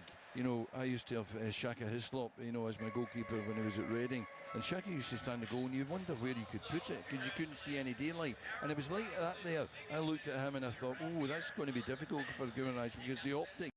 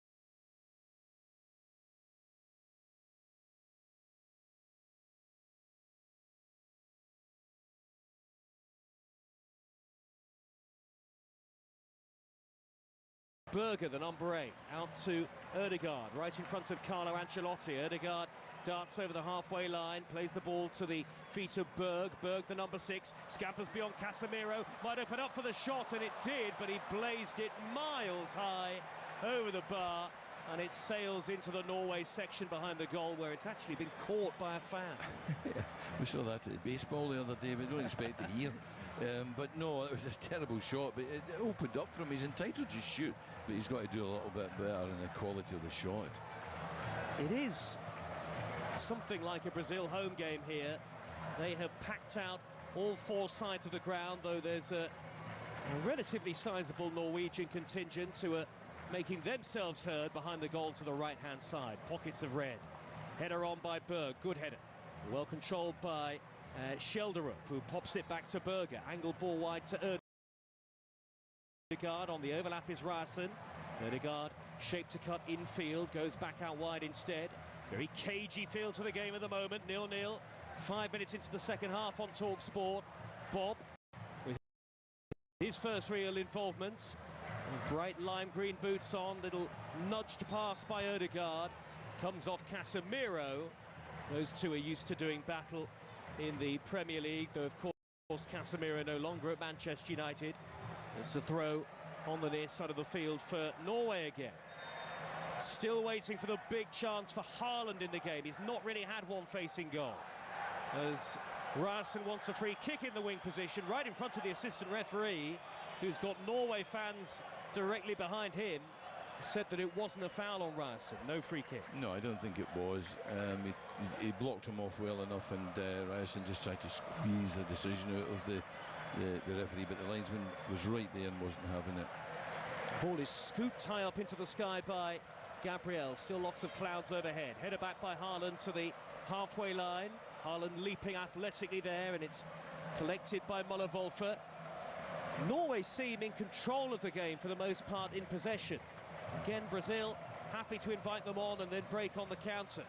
Angled ball to Rason on the near side, the right. Rason taking on Martinelli, gets it back from Bob. Bob again on the near side of the field, one of the smallest players on the pitch to one of the tallest, Berger. Bob wriggles away from one and then two, but it's cleared away by Douglas Santos. His control wasn't quite sharp enough in the wing position. Here is Guimaraes. He's going to have to go backwards here to Marquinhos. He's under a bit of pressure from Haaland. Won their first knockout match since the 1930s in their last round. Can they add to it again? This is Martin Ødegaard.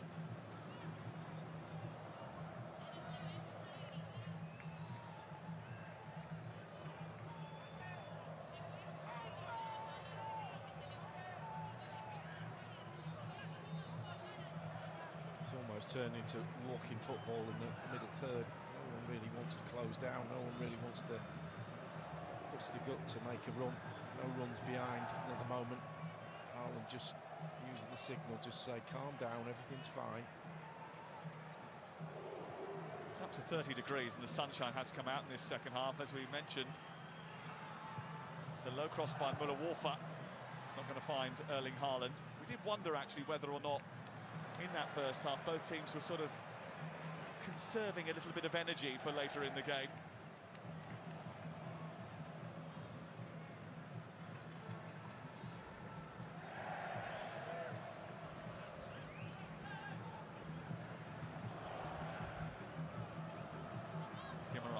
Ball nabbed by Berger. Haaland. Shoulder up trying to get past Danilo, but failing to do so, and now an opportunity for Martinelli to scurry forward. Douglas Santos.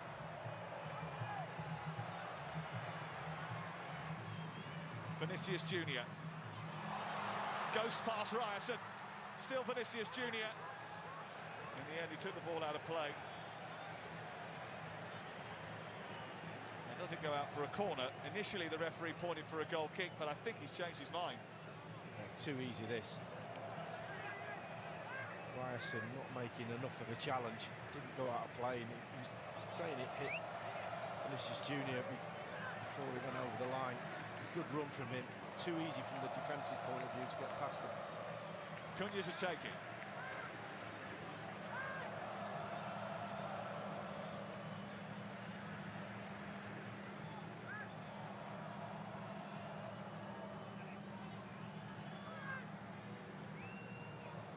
Yellow shirts almost inside the 6-yard box here, flashing it through the 6-yard box, trying to create some sense of drama, but Marquinhos it was who flew in front of the defender, didn't quite get a significant touch on it.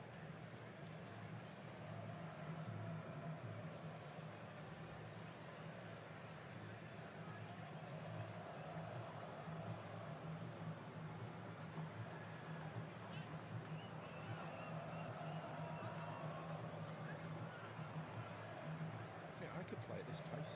Well, it is very slow, isn't it? And it's not lending itself to the sort of end-to-end start that we had to the match. Both teams being very cagey, not wanting to overcommit. I think it's definitely a heat thing. It's very humid.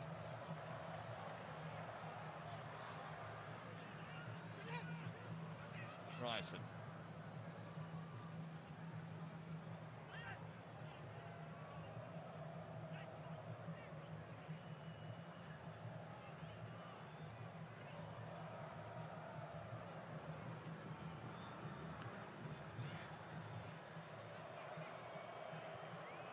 Ødegaard. Bob. Trying to speed things up here. Switches it to Shelderup of Benfica. Trying to feel that ball into the penalty spot where Martin Ødegaard had made a decent dart. It's a Brazil throw. Shelderup got a bit about him. What they've got. Woody Harrelson and Chris Rock. Chris Rock's nailing his colours to the mast.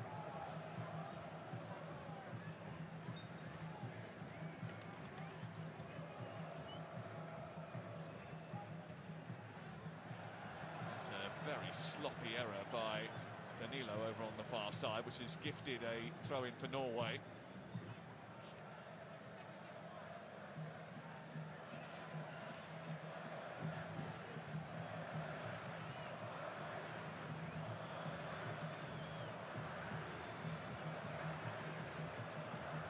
Ødegaard.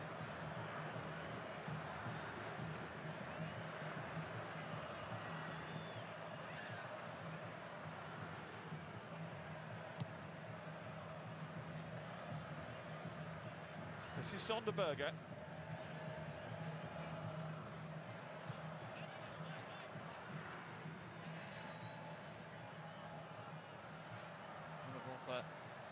Combining with Shelderup on that far side. Shelderup couldn't get away from his marker. We're going to see Endrick in the next few moments. Yeah, he might liven it up a bit. I was just going to say, it's nailed on for a penalty shootout. Hoping it would be the commentator's curse and we'd get a goal, but certainly Hendrick coming on should liven proceedings up a bit. Well, he is a live wire. He wasn't a prolific goal scorer at Lyon, where he was on loan from Real Madrid, but listen, he's got something, and he adds a dash of electricity to the attack, and he is a bit more of a out-and-out number 9. He will get into the penalty area a bit more maybe than Cunha. Well, he likes to drop and get involved in the build-up play. Hendrick wants to dart in behind.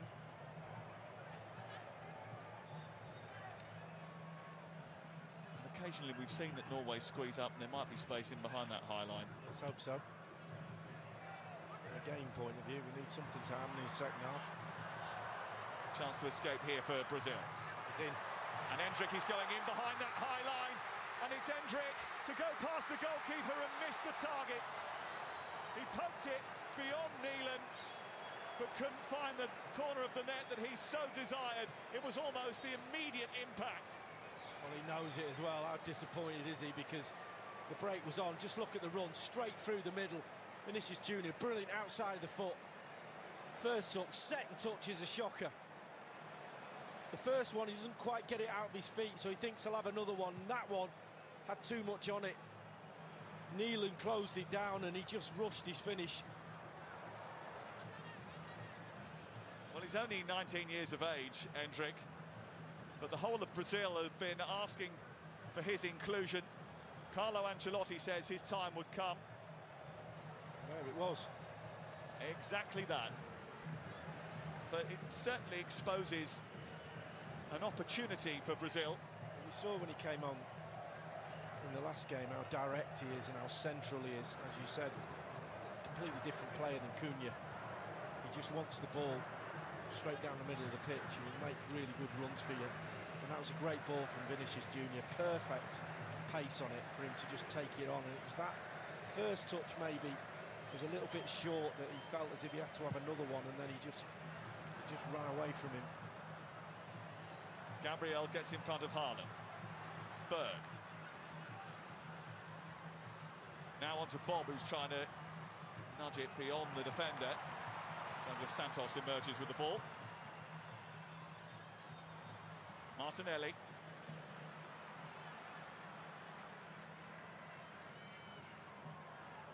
The attempt by Hendrick was to sweep that into the path of Bruno Guimaraes, but he's off and running again here. Hendrick. Well, that was slightly ambitious, but he does generate a corner because it took a deflection on the way through. Well, everybody in the yellow shirt stands up when he gets the ball, doesn't matter where he is on the pitch. It's exciting. Just looking back at that Oscar Bob, when he gets the ball, wingers have got to produce. Put crosses in, supply line, gets the ball, just got to do something. You're not going to dribble 3 or 4 players, just get it out your feet, get it into the box for Haaland. Cunha's gone off, so Bruno Guimaraes takes over corner kick duty. Marquinhos and Ryan waiting in that 6-yard box have height. Casemiro's always a danger. Neelan gets something on it.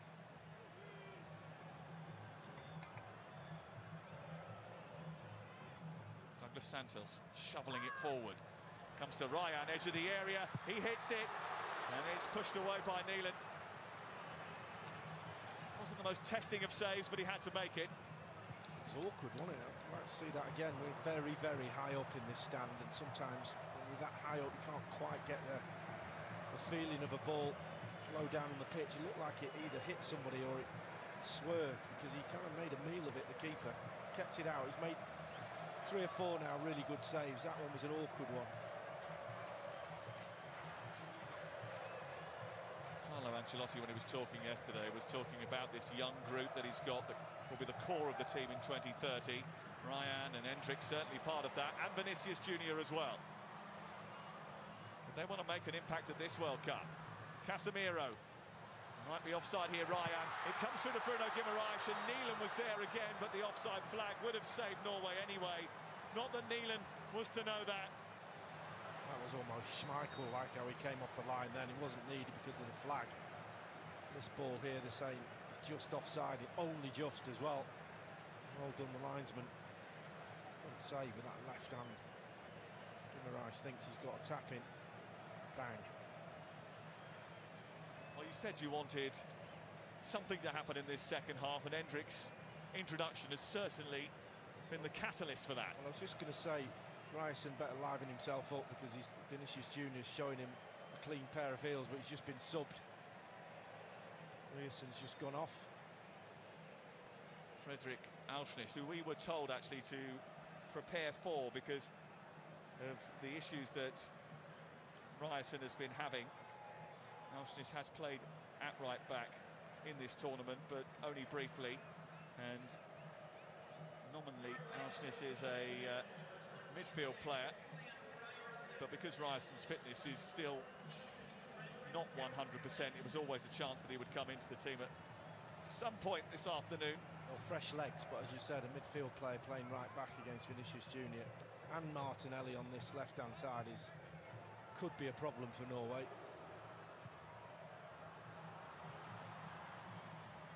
He's the ultimate utility man, wearing 14. Plays for Benfica.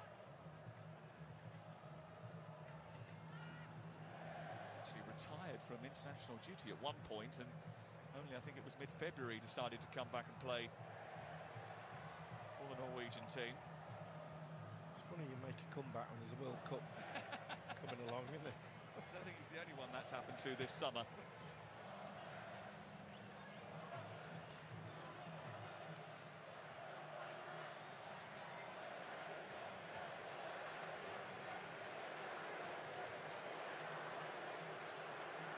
Higher. Game very much on a knife edge. Auschnitt's first involvement wasn't clean. Has found Ødegaard. Now Berg.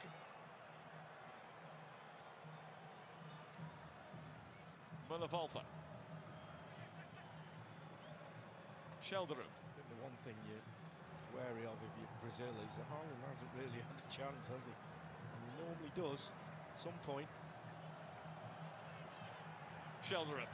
His cross looking for Haaland, who's lurking at the back post, but there was enough of an intervention from Alisson that stopped it from reaching him.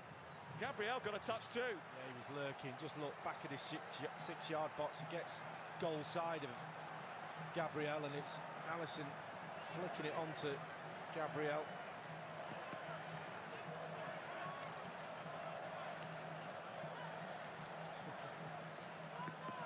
He doesn't care if he doesn't touch the ball very often. He knows that at some point something will come his way. Corner kick Norway. Martin Ødegaard of Arsenal to take it. In it goes Aya, whose aerial ability was unmatched in the game with Côte d'Ivoire. Didn't quite get on the end of it on that occasion, but there is space here. Oscar Bob. Schelderup. Bob. Good ball. Aya trying to bend it. Haaland! Eye stretched. Every sinew of his body to try and reach it. And he couldn't quite tap it home. It's a brilliant move on that left-hand side for Norway. Intricate. Look at the little triangles. Oscar Bob involved. Great little ball that, and that is nearly a worldie. Outside the foot, Aya, he's onside. Oh, how close. Just can't quite sneak it in.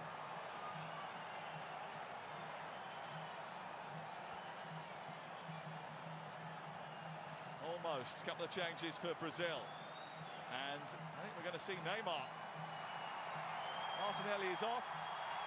And here he is. Ryan and Gabriel Martinelli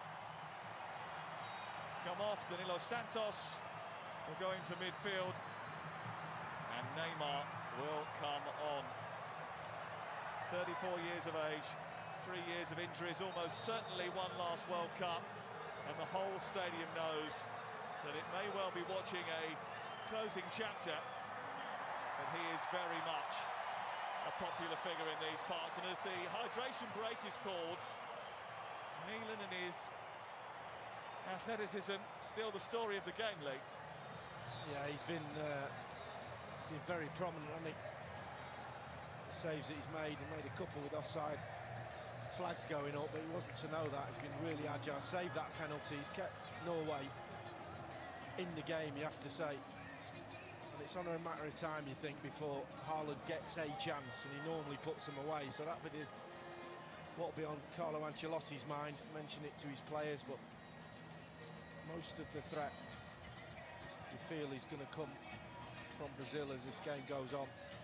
He had a great chance, didn't he? Hendrick charging through and almost finishing. And then Haaland getting free for the first time. Positioned himself off the back of Douglas Santos. Maybe that's a route in. Well, more live football to come on ITV. Argentina against Egypt is upcoming 4:15 on Friday. This is the Hendrick chance. Yeah, that first touch there just gets under his feet a bit. I said about the second touch, I think, you know, Ian Wright will know better than I am. When you're through on goal, is it your first touch, you get it out your feet and then run onto it. Just got stuck a little bit. And then the second one was too much, and the keeper did well, to be fair. Closed the angle, he felt as if he had to go wider, and that just pushed the ball wide of the post. And he knows it. That Argentina-Egypt game coming Tuesday, 4:15 ITV1 and STV. Switzerland against Colombia as well follows that at 8:15 from Vancouver.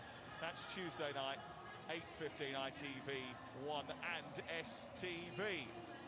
Well, Neymar is on, Haaland is on, Vinicius Junior is on. The young stars have come into the picture as well. Ødegaard's seen a lot of the ball but hasn't really been able to create too much yet. Which one of these A-listers is going to step up and write the headlines?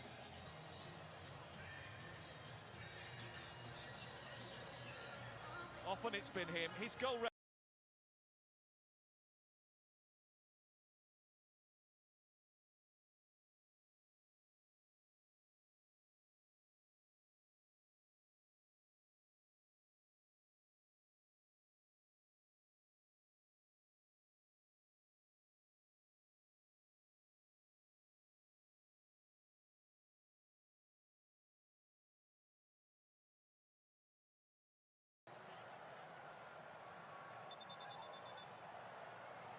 The winner is the opponent for Mexico or England in Miami next Saturday in the quarterfinals of the World Cup.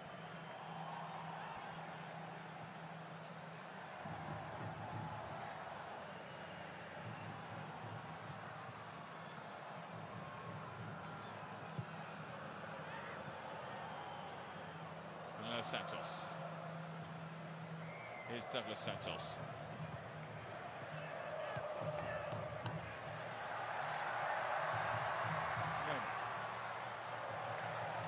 Runs into Auschwitz.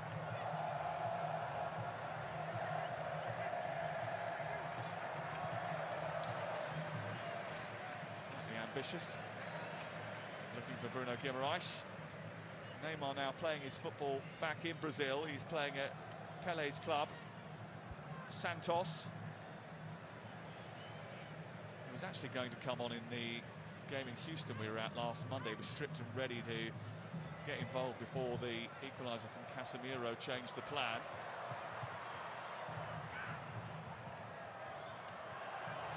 Bob finding Ødegaard. Haaland to his left. Running into traffic, but Ødegaard has got hold of it once more. Bob is to his right. Still Ødegaard. They surrounded him and smothered him, Brazil.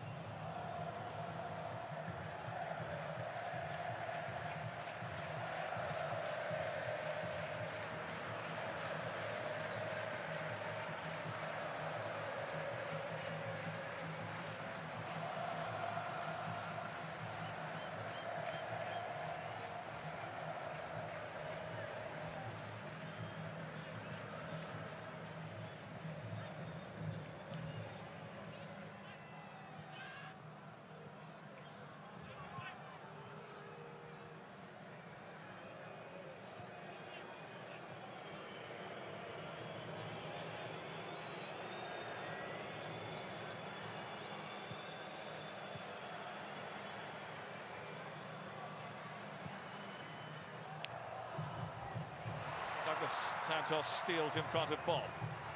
Vinicius Jr. couldn't get the loft on the ball to flick it over Aya.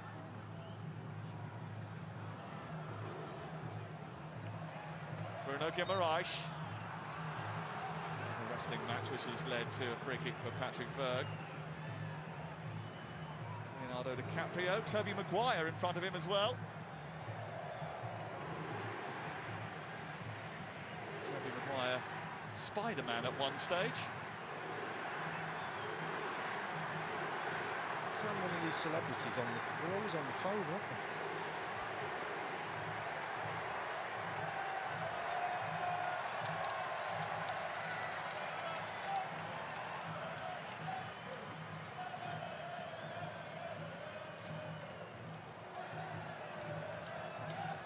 We are right in the middle of a Norwegian party. In front of us, they've got Norwegian fans doing the conga, jumping up and down. Beer being thrown all over the place. The game hasn't provided enough entertainment for these fellas. Hendrick made a great run then from out to in. Vinicius. Casemiro, Bruno Guimaraes. Opportunity to cross from Danilo, it hits the first man. Casemiro again, there was an arm that came out there, but the referee thought it was too close. Gabriel nudges it away from Haaland, but Norway have got it back. Maybe with Brazil out a bit of shape here, there's room for Ødegaard. Tries to poke it through to Haaland, reaches him. Shoulder up arriving. Good save by Alisson. Strong, smart wrists from Alisson to deny shoulder up. Well, Haaland started that with the fight again with Gabriel. Ball broke. He's been quite lively since he's come on, shoulder up. It's a save that Alisson's always going to make, but really good interplay, and obviously Ødegaard involved in it.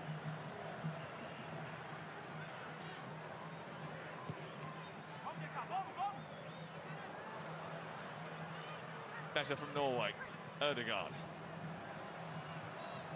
Wolfer, shoulder up.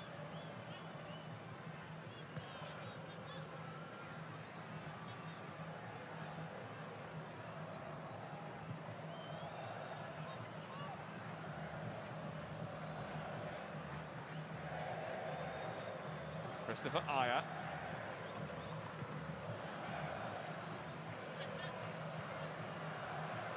It's a good run by Conor Wolfer.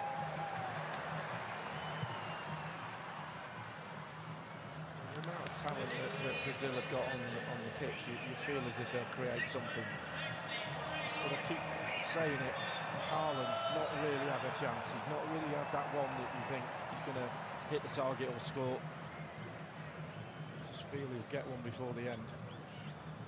It's worth mentioning again that the last World Cup meeting between these two 28 years ago didn't come alive until the 78th minute. We're ticking towards that sort of territory now.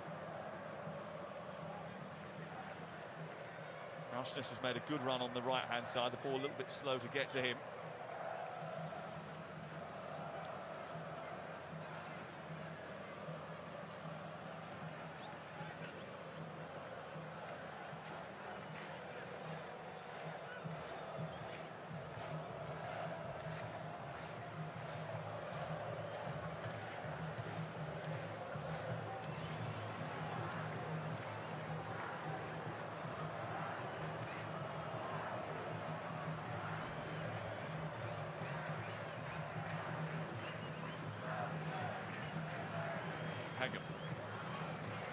Plays his football in Bologna.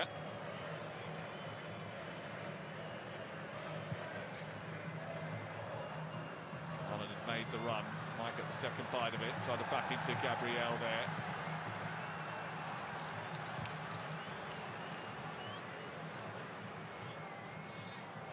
I think he's a little bit concerned that Norway are starting to up the ante. Edison Silva, newly with Manchester United, about to come on and maybe plug a few gaps in midfield. Might come on at right back. Auschnitz.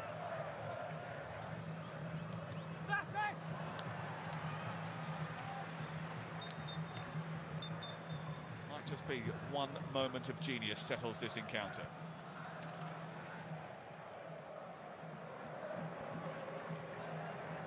It's Bruno Guimaraes who's going to be replaced. That's still the biggest talking point of the match. Substitution, number 8.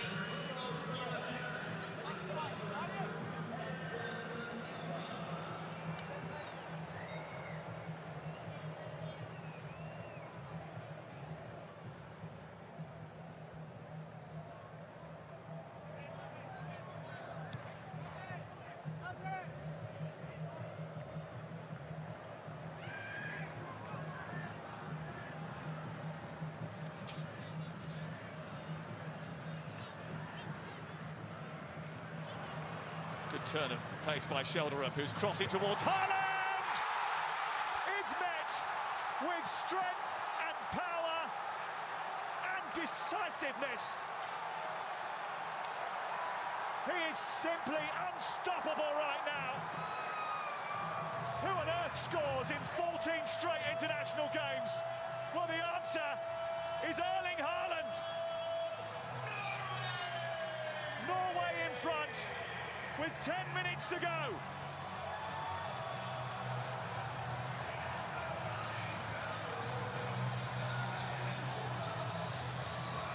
Well, the script has been written. Shelderup looked lively since he's come on that left-hand side, and he's put the perfect cross in. And the one sat on his backside is Gabriel. After this, just watch his movement. I'm going to go on your left shoulder, and then I'm just going to break into that space. Look at the space in between. It's just asking for a cross on the penalty spot or around it. And he gets it in front. And he knows it, Gabriel. He's been done. He's been done by the movement that we've seen throughout the Premier League season. Out to in. Gabriel beaten. Is that the goal that sends Norway through? Gabriel gutted, he knows.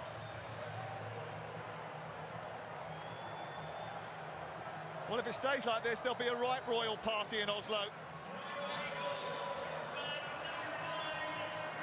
A smile that says it all.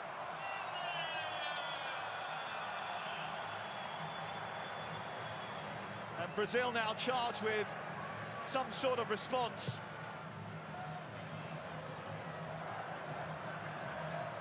Here he goes again.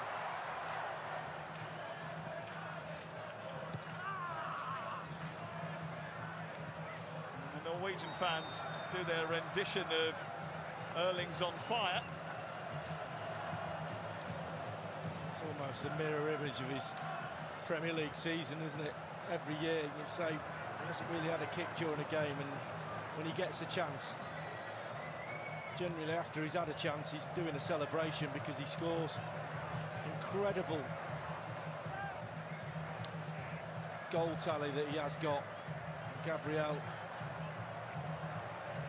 suffers again. 61 goals in 54 caps for Norway.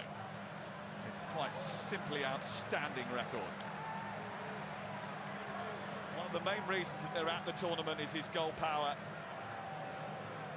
And it could be the reason they extend their stay in the United States of America. Well, the beauty about the Brazilian team is that they've got star quality and they won't give up yet. 8 minutes to go plus stoppage time. Neymar on the corner. They come from behind against Morocco and Japan already in this tournament.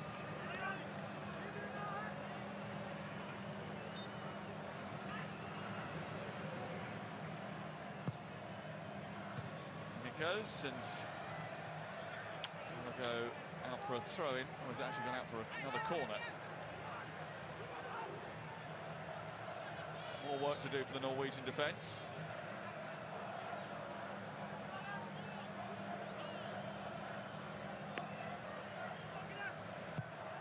Neymar's delivery flicked away by Auschnitz at the near post. Casemiro.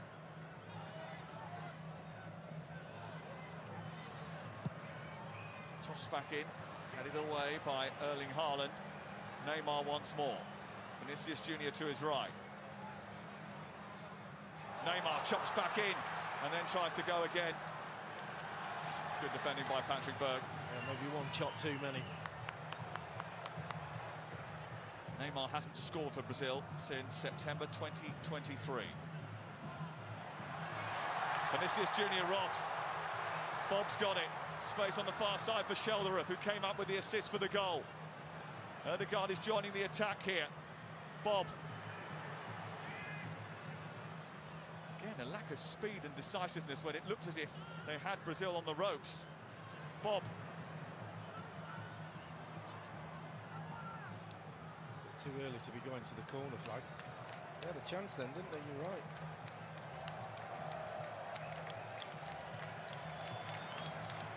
It feels like a tactic, seeing as it's been happening all day. Keep hold of the ball, keep possession, don't allow Brazil to break, maybe. There was an opportunity you sensed there with Brazil backpedaling.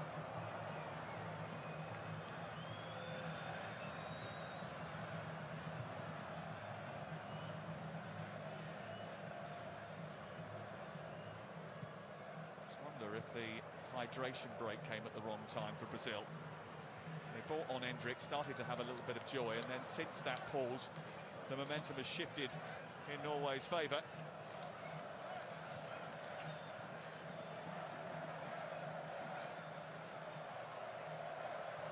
Well, they're having a whale of a time, that lot.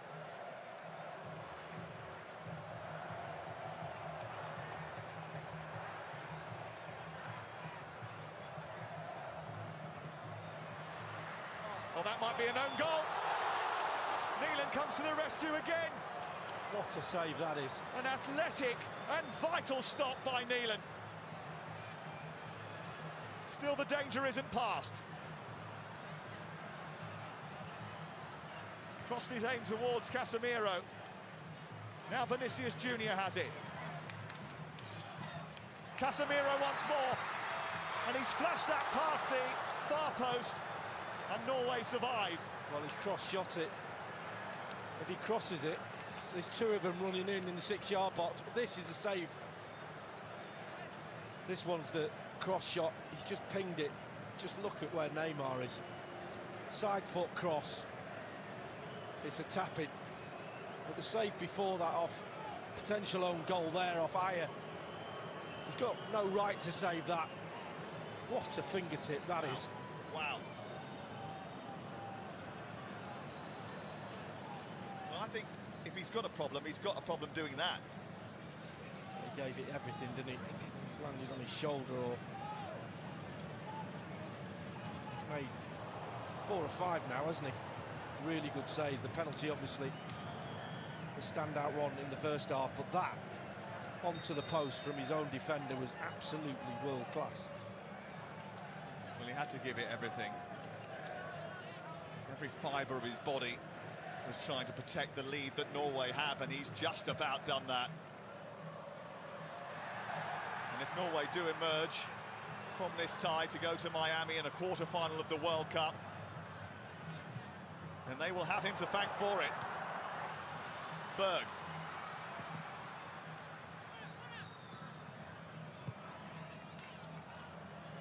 Ødegaard. Auschness.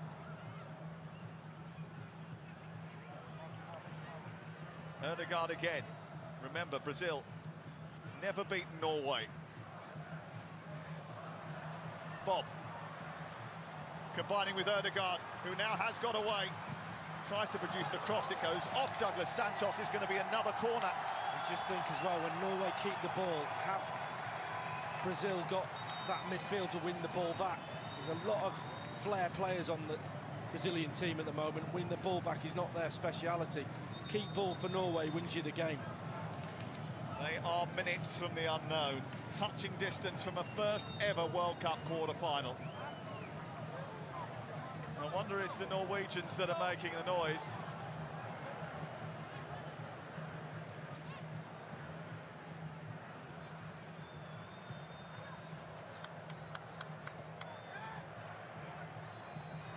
Erik Thorstvedt, former Spurs goalkeeper who was in the 1998 squad, said before the game what an earthquake it would be if Norway knocked this team out.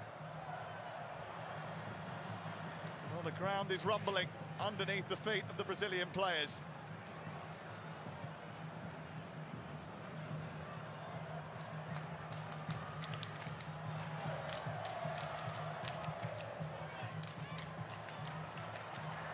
Danilo Santos. Neymar. Came up with a very, very late winner in the game in Houston. Martinelli got it. He's not on the pitch now, but Vinicius Junior thinks he should have had a corner. Ashness doesn't. Hand straight up to the referee. Goal kick and he wins it. Perhaps this is the save. That's absolutely worldy. Needs a rest after that.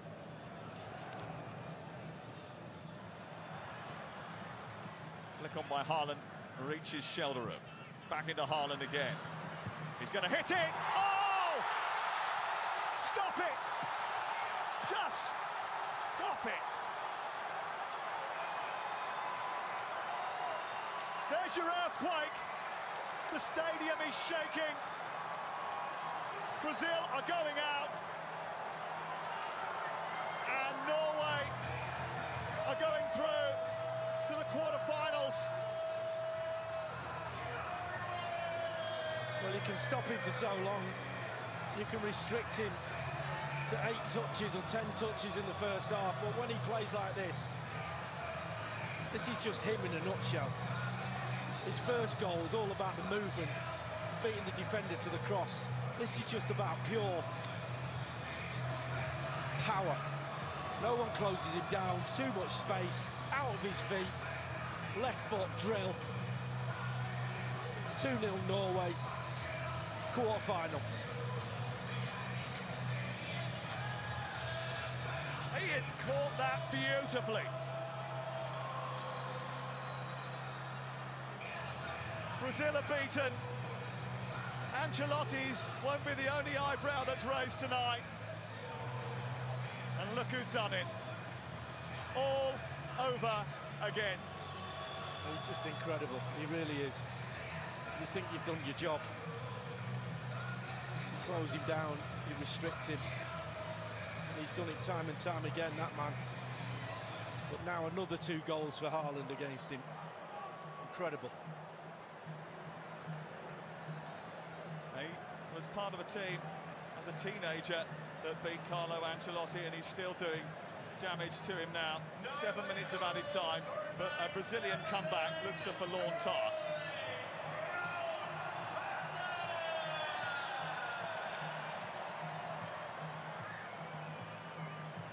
And it means that Haaland joins Messi and Mbappe on 7 goals for the tournament.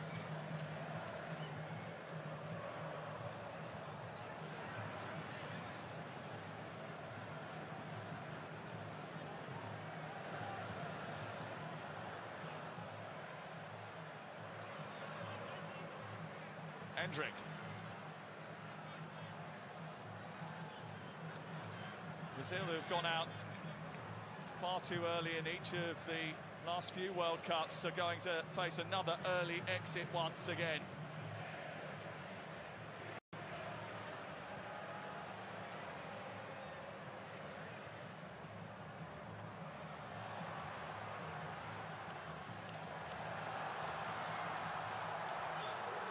Berg, who's had a really good game.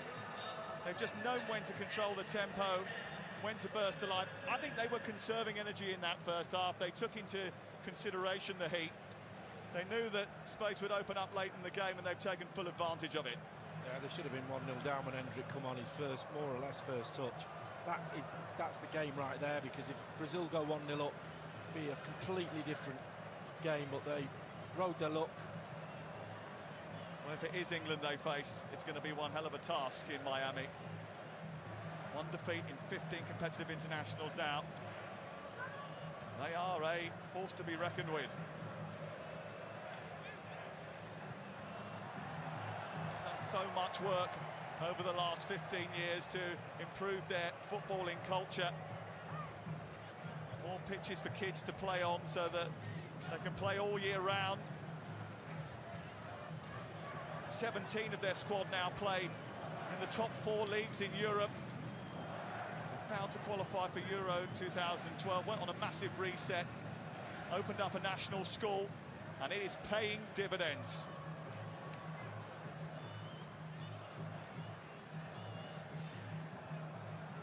Neymar. Ederson smacks it straight into Berg. The thing is with Norway, Sam, is they know what they are. They're very well organised, they work really hard, and they've got him up front. They're not bothered if they don't create an awful lot. They're certainly changing the wingers. Oscar Bob not so much, but certainly on that left-hand side, shoulder up has been a problem for Brazil in the second half. They created that first cross for Haaland to do what he does, and then the rest is history.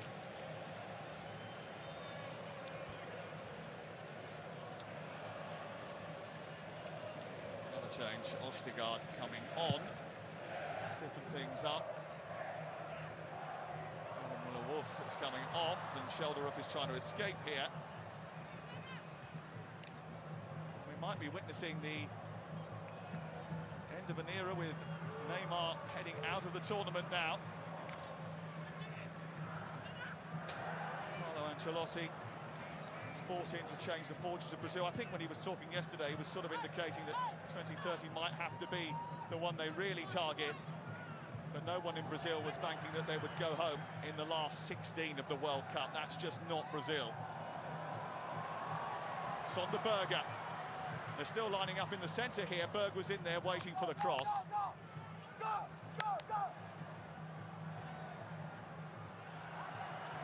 Bob. Ødegaard thinks he's fouled. The referee is going to give a yellow card. It's the first one of the game.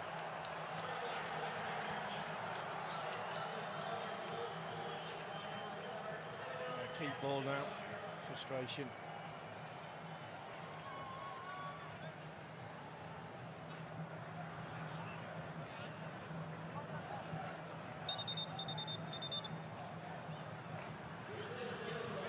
Neymar leaving. Another yellow card. Haaland leaving. With passage secured into the quarter-finals. Confirmation of the top scorers list at this World Cup. He's always in that conversation. Also hat-trick now.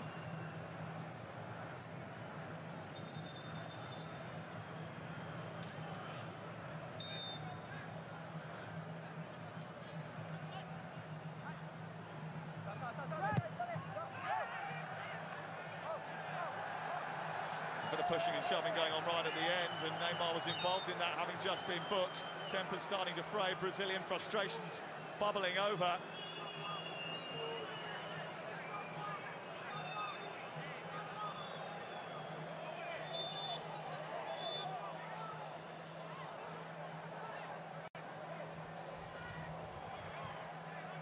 think they're going to be mightily disappointed, and the fallout in Brazil is not going to be pretty. Certainly in the second half they haven't done enough. So that Hendrick chance was their kind of launch pad to go on and win this game, and from then onwards it's just been when's Haaland going to get a chance? Sure enough it comes, he puts it away. They've been averaging fewer numbers of shots in World Cup games and for a very long time, and they've only had 3 attempts on target in the entire game, Brazil, and that's not enough. Certainly not going to be enough today.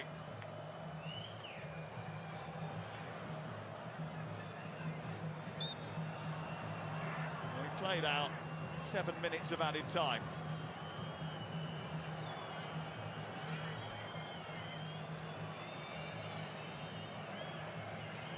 This was not in his script. Casemiro beaten in the air. But unfairly, he's given a penalty here. Ostigard. going up aerially and being accused of using his elbow on Casemiro, and the referee has given a penalty in the 8th minute of stoppage time. You see them both go up, the elbow's up, where's he supposed to put his arms? That's not a swinging arm, that's just both going up. And he has caught him. Straight away, he went straight to his... what's going on here? Well, Neeland is involved in a bit of a spat with Endrick. The referee's now rescued the ball. Christopher Ayer is suggesting that it's not as cut and dry as maybe the referee thinks. We've got no indication of a VAR check. Well, they both got their eye on the ball. It's not an intentional handball. It doesn't have to be intentional for it to be a foul. I think that's harsh, but it's surely the last kick of the game as well, this will be. Is he endangering the safety of an opponent? I think that will be the consideration for the referee and the VAR. I want to know where he puts his elbow when you jump up in your arms. Where do you put them in your pocket? Well, Neeland's already made one save. That was from Bruno Guimaraes. This could be the last kick of a football at a World Cup that Neymar has. Neeland and Neymar. Make you believe that Interesting to just see because you're the what they're talking about. It's been a long time since he last scored a goal. I called it. Right. For Brazil, Haaland 2023. Nearly 3 years on. And with quite possibly his last kick at a World Cup. Can he get a consolation for Brazil? It's Neymar. It's simple, but I'm not sure it's going to be effective. It's not enough. It might be academic. What's Neymar doing, man? Neeland smiles. The referee calls a halt to any sort of spat between the two. Yeah, there's that weight for the keeper. He wins that one, Neymar, but I'm not sure it's going to count for much. Surely now, it's just a matter of kick-off and the ref blowing his whistle. 10 minutes.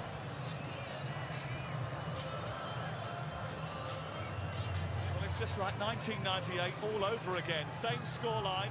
In fact, the first goal almost came in the same minute. That was 78 minutes. Today, 79.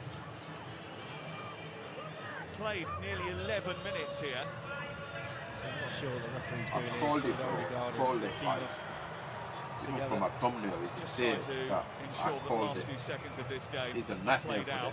It's a nightmare for most top teams. Sensible spirit, and it can only be seconds, Club and can't it? country, and he's a leader. Haaland is a leader. He's going to have to retake the kickoff because he hasn't blown his whistle. Well, there is anxiety on that Norwegian bench, even though there shouldn't be. I mean, the game should be over right now. Surely it's just a matter of time before they go through to the last 8 of the World Cup. Couldn't be, could it? We've seen late comebacks and drama before. Casemiro, Neeland. What's the ref waiting for? Well, he's been man of the match, Neeland. There's no doubt about it. Catches another, ref's going to blow any second. Haaland chasing, Marquinhos. And there it is, the full-time whistle. That's it. And Norway are in a World Cup quarter-final for the first time ever. Carlo Ancelotti might be the Don, but even he can't find a way to shut down the striking Viking. Casemiro, don't talk to me about Ryan, don't talk to me about Neymar, don't talk to me about no one. This guy just carried his whole country. Like, it just has. Well, you have to say a brilliant control performance from them. The goalkeeper played a huge part in it, but take nothing away from their tactics. Brazil didn't do enough in the second half, as you said, 3 shots on target. Then they score a penalty right at the end. Ancelotti knows his team didn't do enough. And Norway, quite rightly, you have to say, with Haaland up front getting the 2 goals, go through to the quarter-finals. Well done. Erling Haaland celebrating his teammates from the Palace Square in Oslo to every harbour town. The party of a footballing lifetime is going to begin right now. Brazil has still never beaten Norway And Ancelotti and his collection of stars, who never really looked quite as good on the pitch as they have done on paper, are heading for an earlier than I usual literally called exit. this. Haaland, Odegaard, Aya. I called it like my video was community noted for just before I posted it, but I so called it, and I had to cut the video where I said it's gonna be a nightmare for Gabriel. The bad blood between them is gonna be a nightmare for it, and he could handle it. Gabriel could handle it, like just like the club football, he could handle it. I wish they had I mean, I've still got a video. I could try. I'll post it again at some point. But damn, this is how you play, right? As an underdog, this is how you play. This is how you play. It's absolutely embarrassing from these Brazilians. Brazilians, they bested Ancelotti to call Neymar. Neymar shouldn't have been in the World Cup. He scored, got his goal, but oh my days. Oh my days. Embarrassing.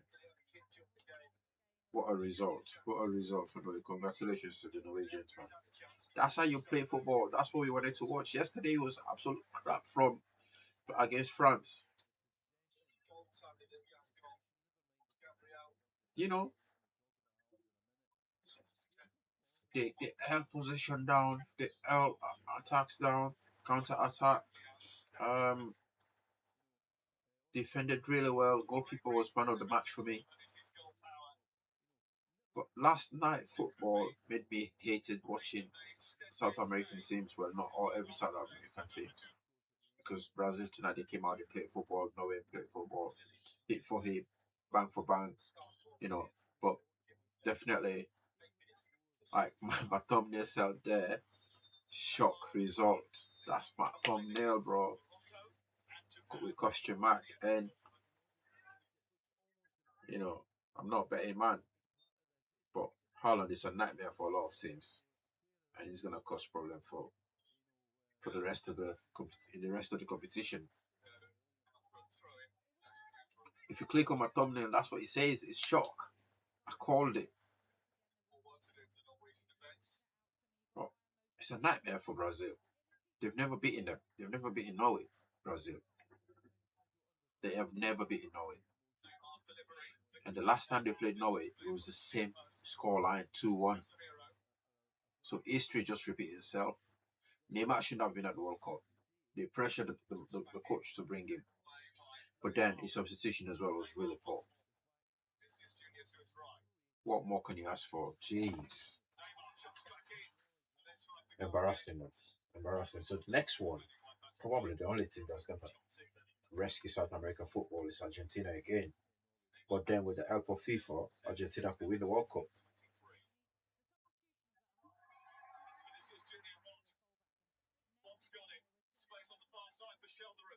Neymar crying now. Why are you crying, bro? Why are you crying? Why are you crying? They will never forget Haaland's face. It's a nightmare for teams.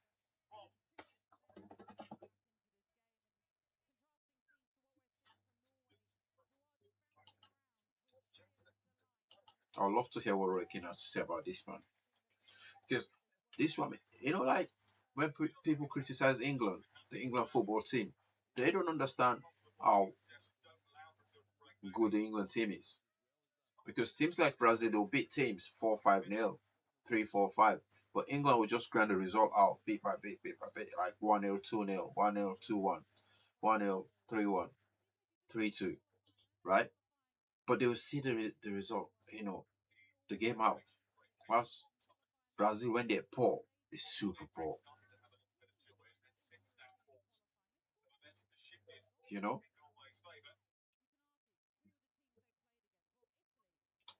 Absolute nightmare. This is why I don't underestimate England. I don't underestimate this team they've got right now. watch them tonight, right? If Mexico come out and play football against England, England will destroy them in Mexico. If they, they can play the high intensity and everything, but that's the difference between the Premier League and those other teams. They can grind, as you can see there, between Norway and Brazil. Those players that play European in the big leagues, not just European leagues, but big teams, they can grind the result out. I'm hearing tonight, by the way, that United player, Napoli or whatever, Bologna player, United tried to sign Edison, that Brazilian. As soon as he came on, they scored the first goal. He came on, they scored the first goal. And I'm hearing tonight the deal is off so far until it goes through the medical. I thought we already signed it. I thought it was already signed. So only Argentina can rescue the South American football now, or even Mexico, maybe. Then you've got, for Africa now, we've got Morocco and Egypt. And for Europe, Norway gone through, France gone through. So wait and see for England, what England's going to do tonight, this morning. We're going to be here streaming it. We'll be watching it. But it's mad, bro. I'd love to hear what Ricky's not to say about this. Super embarrassing.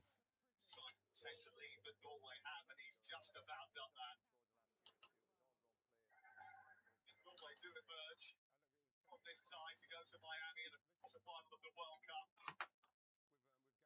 And they will have him to thank for it. Berg.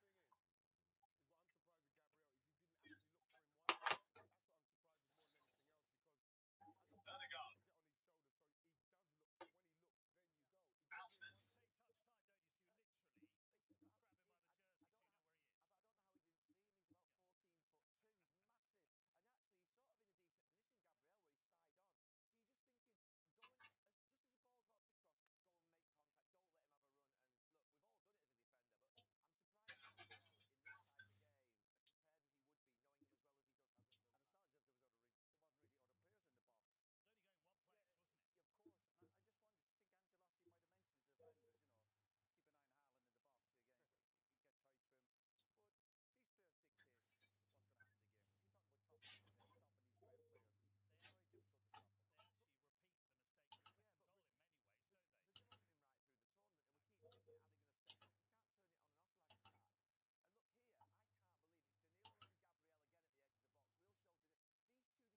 Sprint up to him. One there, and even Gabriel can go. There's no one else in the box. And they can afford to do that because there's nobody running. There's nobody running beyond Haaland where you're thinking, listen, they're worrying about it. So this idea of getting... That's why I asked if he'd almost spooked them. It's almost like he's played with their mind and they are forgetting the basic tenets of defending. How much talk would there been? How much talk would there have been before the game about Haaland? You get out to him. But Brazil had their moments. The penalty in the first half, these are huge moments. He had a chance when it was 0 in the second half. They did have their moments, but there's no stopping Haaland. Yeah, but what's great about that, again, is that if you give a player of that caliber... he's banging the drum. Oh, he's doing it now. If you give someone like him that much time... That's Gary doing it in the background. That's brilliant. It is fantastic, isn't it? And we saw his dad in with the Norwegian royal family. We may not quite have the timing of his captain. I tell you what, no one would want to play them with Haaland in that team. The goalkeeper played really well, the subs worked. Goalkeeper magnificent today. And it might be England, of course, but yeah, seriously, with that man... And we spoke about the challenge of them getting used to tournament football, but the manager was brilliant in the last game of the group. He rested, he made 10 changes, refreshed, and he got criticised a little bit to France about getting rhythm into your game, but obviously that gamble's paid off. And he made 2 changes, as we say, at half-time today. Roy's just mentioned it, at 0-0, there was a massive chance for Brazil. And very un-Brazilian-like that we have to talk about a terrible touch here. Yeah, you've got to forgive him for just coming on. Hendrik there has just come on. No, but the main thing is that for a Brazilian to have a bad touch in that kind of controlled position is very, very rare to see. But It was a poor one from him. And here's the goalkeeper who, you know, saved the penalty in the first half here. Oh, that's a great Roy, save. that's terrific backpedaling, quick feet. And you know, when you're trying to get a big result, whatever team you're playing for, you need your goalkeeper to play really well, and you need your striker to turn up, and that's exactly what happened. Because we knew Brazil were going to get chances. Casemiro's got to just roll this across. I think he's in two minds. Is he kind of shooting? Is he trying to cross it? You got two players for a tap-in. He's obviously got, and it's on his weaker side. He's just whacked it across. It's not shot, and he's not really crossed it. Gary, we have to listen. We love watching Brazil because Brazil. We grew up with Brazil. They look pretty ordinary, didn't they? Let's be honest. Yeah, and we talked about the Norwegian substitutions. I actually thought the Brazilian substitutions were really poor, and they got worse with every single one. Obviously, Neymar, that's obviously the end for him, where he's crying. It's the last ever appearance in a World Cup. But they've been quite underwhelming throughout. And this idea that you can just step up, and there was a team today there against them, Norway. England have got the same with Mexico. If you just subpar and you're not at your best, you're going to get beat. Yeah, particularly if they've got somebody up front. Mexico have got that as well. So England in action in just under a few hours' time. We'll have the latest from Mexico City in a couple of moments.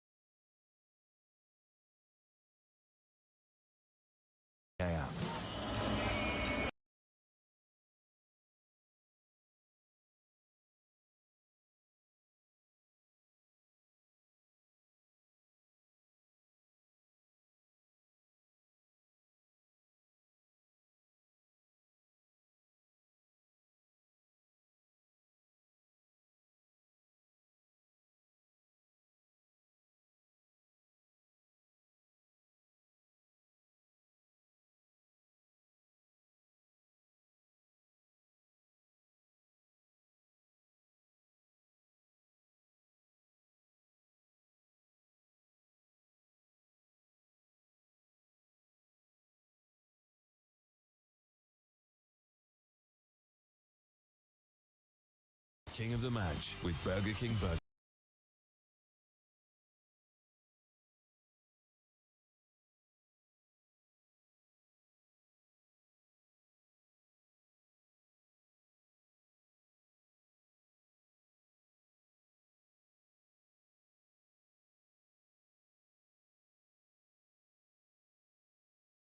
As part of it, as the majority of the coaching, in fact, all of the coaching staff is there now, with Stolar Solbakken as well, who's clearly either finished his media duties or certainly delaying them, and you can't blame them for that as well. Here at the MetLife Stadium, it has finished. Brazil 1, Norway 2. The 5-time world champions are out, and it's Norway who go through to face the winners of our next game. Mark McGee, Joe Shannon, thank you very much. The message, of course, to those at the Azteca is, of course, beware the Vikings. The next huge round of 16 game coming your way is England as they take on Mexico. Adrian Durham and co are ready for you. Don't go anywhere. That's live right here, next on TalkSport.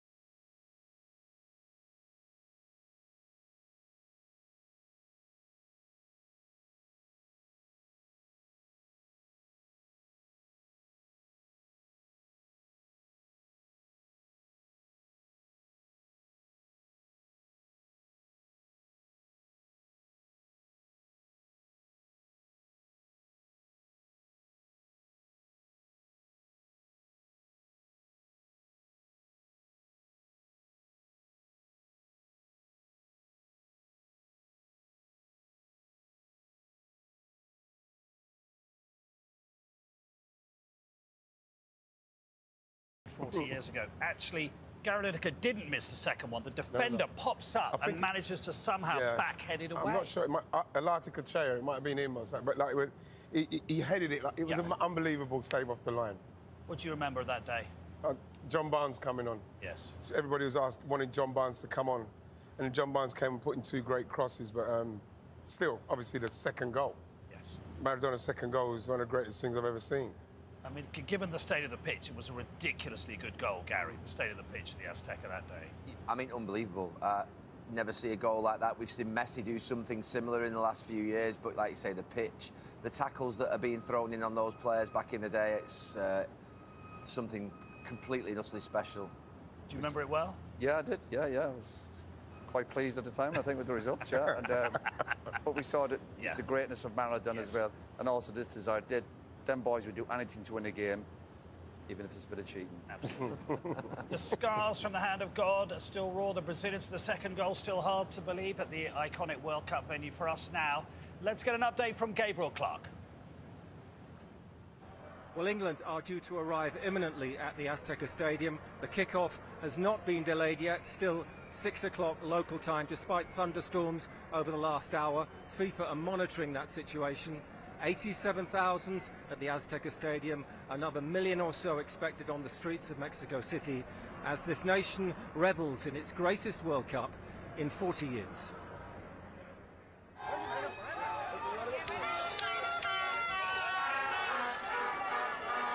Wow, what an atmosphere. It is incredible. This is one in a lifetime. This is my 3rd World Cup. I went to Brazil, I went to Russia, but this is just different. Look at this. It's amazing. Tell us about this occasion for Mexico. Well, Mexico, obviously, I mean, compared to England, we have a humble team. Our superstar is 17 years old. England is a big superpower. We understand where we base off. But playing in Mexico with our attitude, with our heart, and the way we have been able to become a better team as a collective team, I think we can beat them. I think we can beat England. This is the first time that we can actually feel that we can go ahead and make, the next jump, right? Go to the next game. I mean, the atmosphere, the people, it's all getting together. You can see it here. I mean, from little kids all the way to grandparents. The last time we had this here, I was not even born. Look around, the momentum is there, and momentum is key. In Mexico, especially Vasco Aguirre and Rafa Marquez, which Rafa Marquez is from my home state as well, Michoacan. We come from humble beginnings. And we have the heart of the Mexican player that plays in the countryside, that plays with heart, that plays with harmony with the ball. And I think that this team has it. So tell us about why you're going to win this game. Because we're Mexico, baby. We're Mexico. We're the best team in the world. That's why. Well, obviously, we want to be in the stadium. It has been quite difficult for everyone to be there. I have been there in the Czechia game, and it's an amazing experience. But everybody else is putting their energy towards the guys that are in the field, to the guys that are in the crowd, to make sure that we support our nation to the fullest.